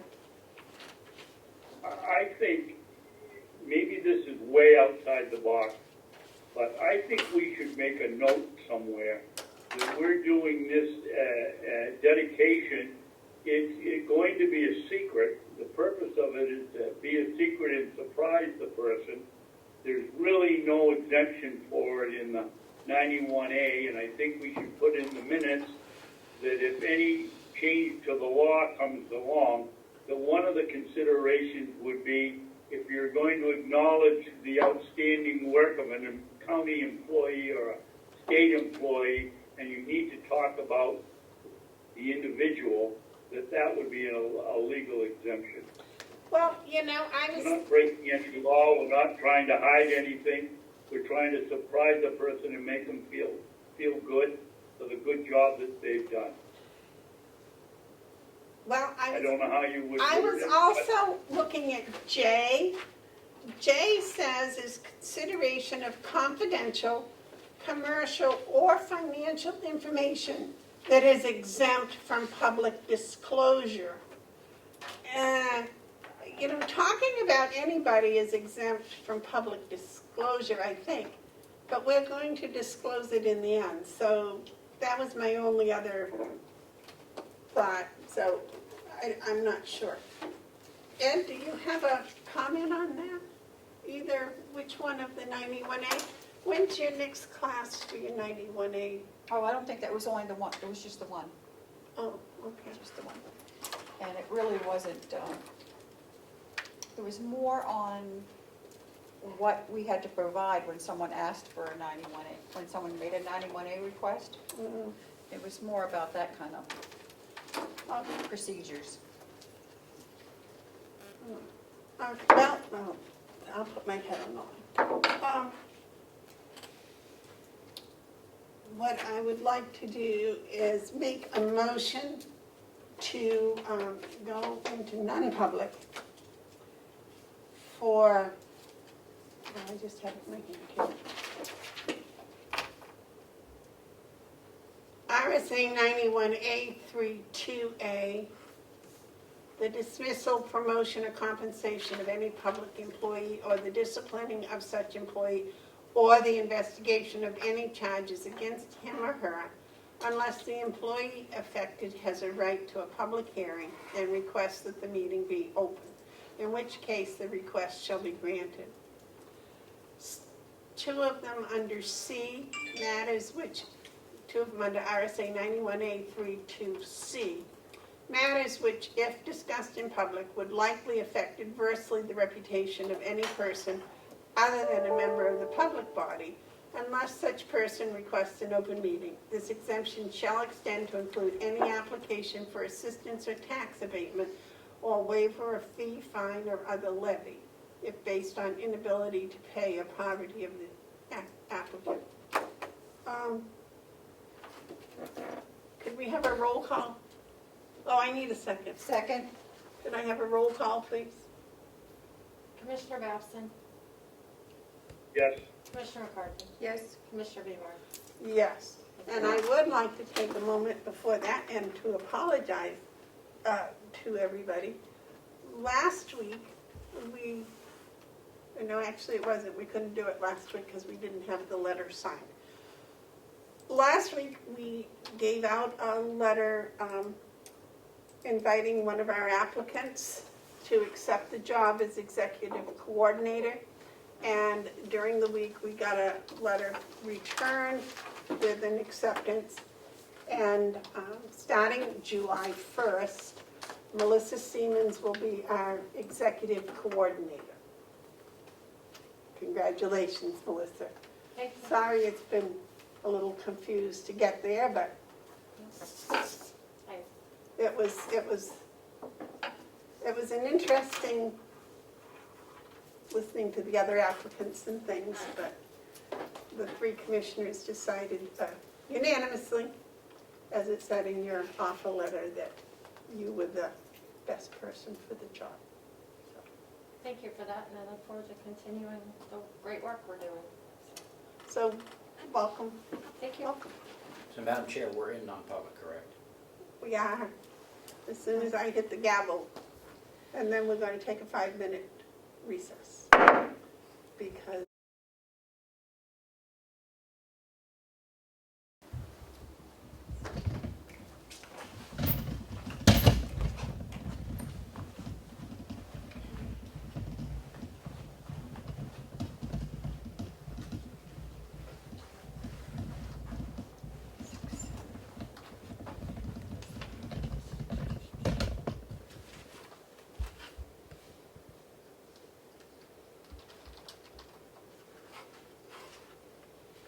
Are we gonna vote?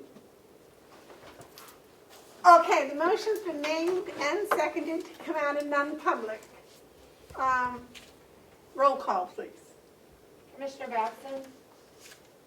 Yes. Commissioner McCarthy? Yes. Commissioner Bieber? Yes. Do we need to seal any of those 3 sessions? Yes. I don't think we wanna make public the discussion of the student.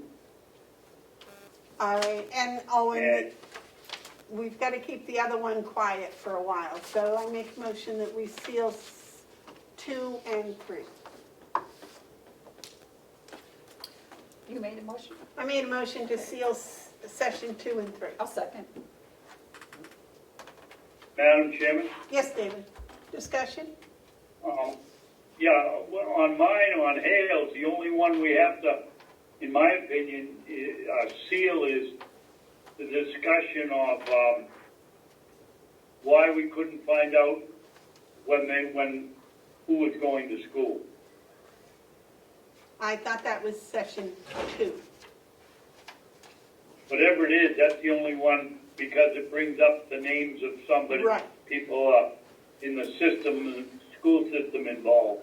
And we wanted to keep the dedication of the annual report secret. Oh, yes. We want it, yes. Absolutely right. Okay, so, all those in favor of the motion say aye. Commissioner Batson? Roll call. Roll call, Commissioner Batson? yes. Commissioner McCarthy? Yes. Yes. Commissioner Yes. Bedard? Thank you. I made a motion to adjourn. They also I want will you to sign second. that check. Thank you. You're welcome. All those in favor of adjourning say aye. Aye. Aye. Aye. We're done. Yes. Roll Yes. call. Okay. Goodbye.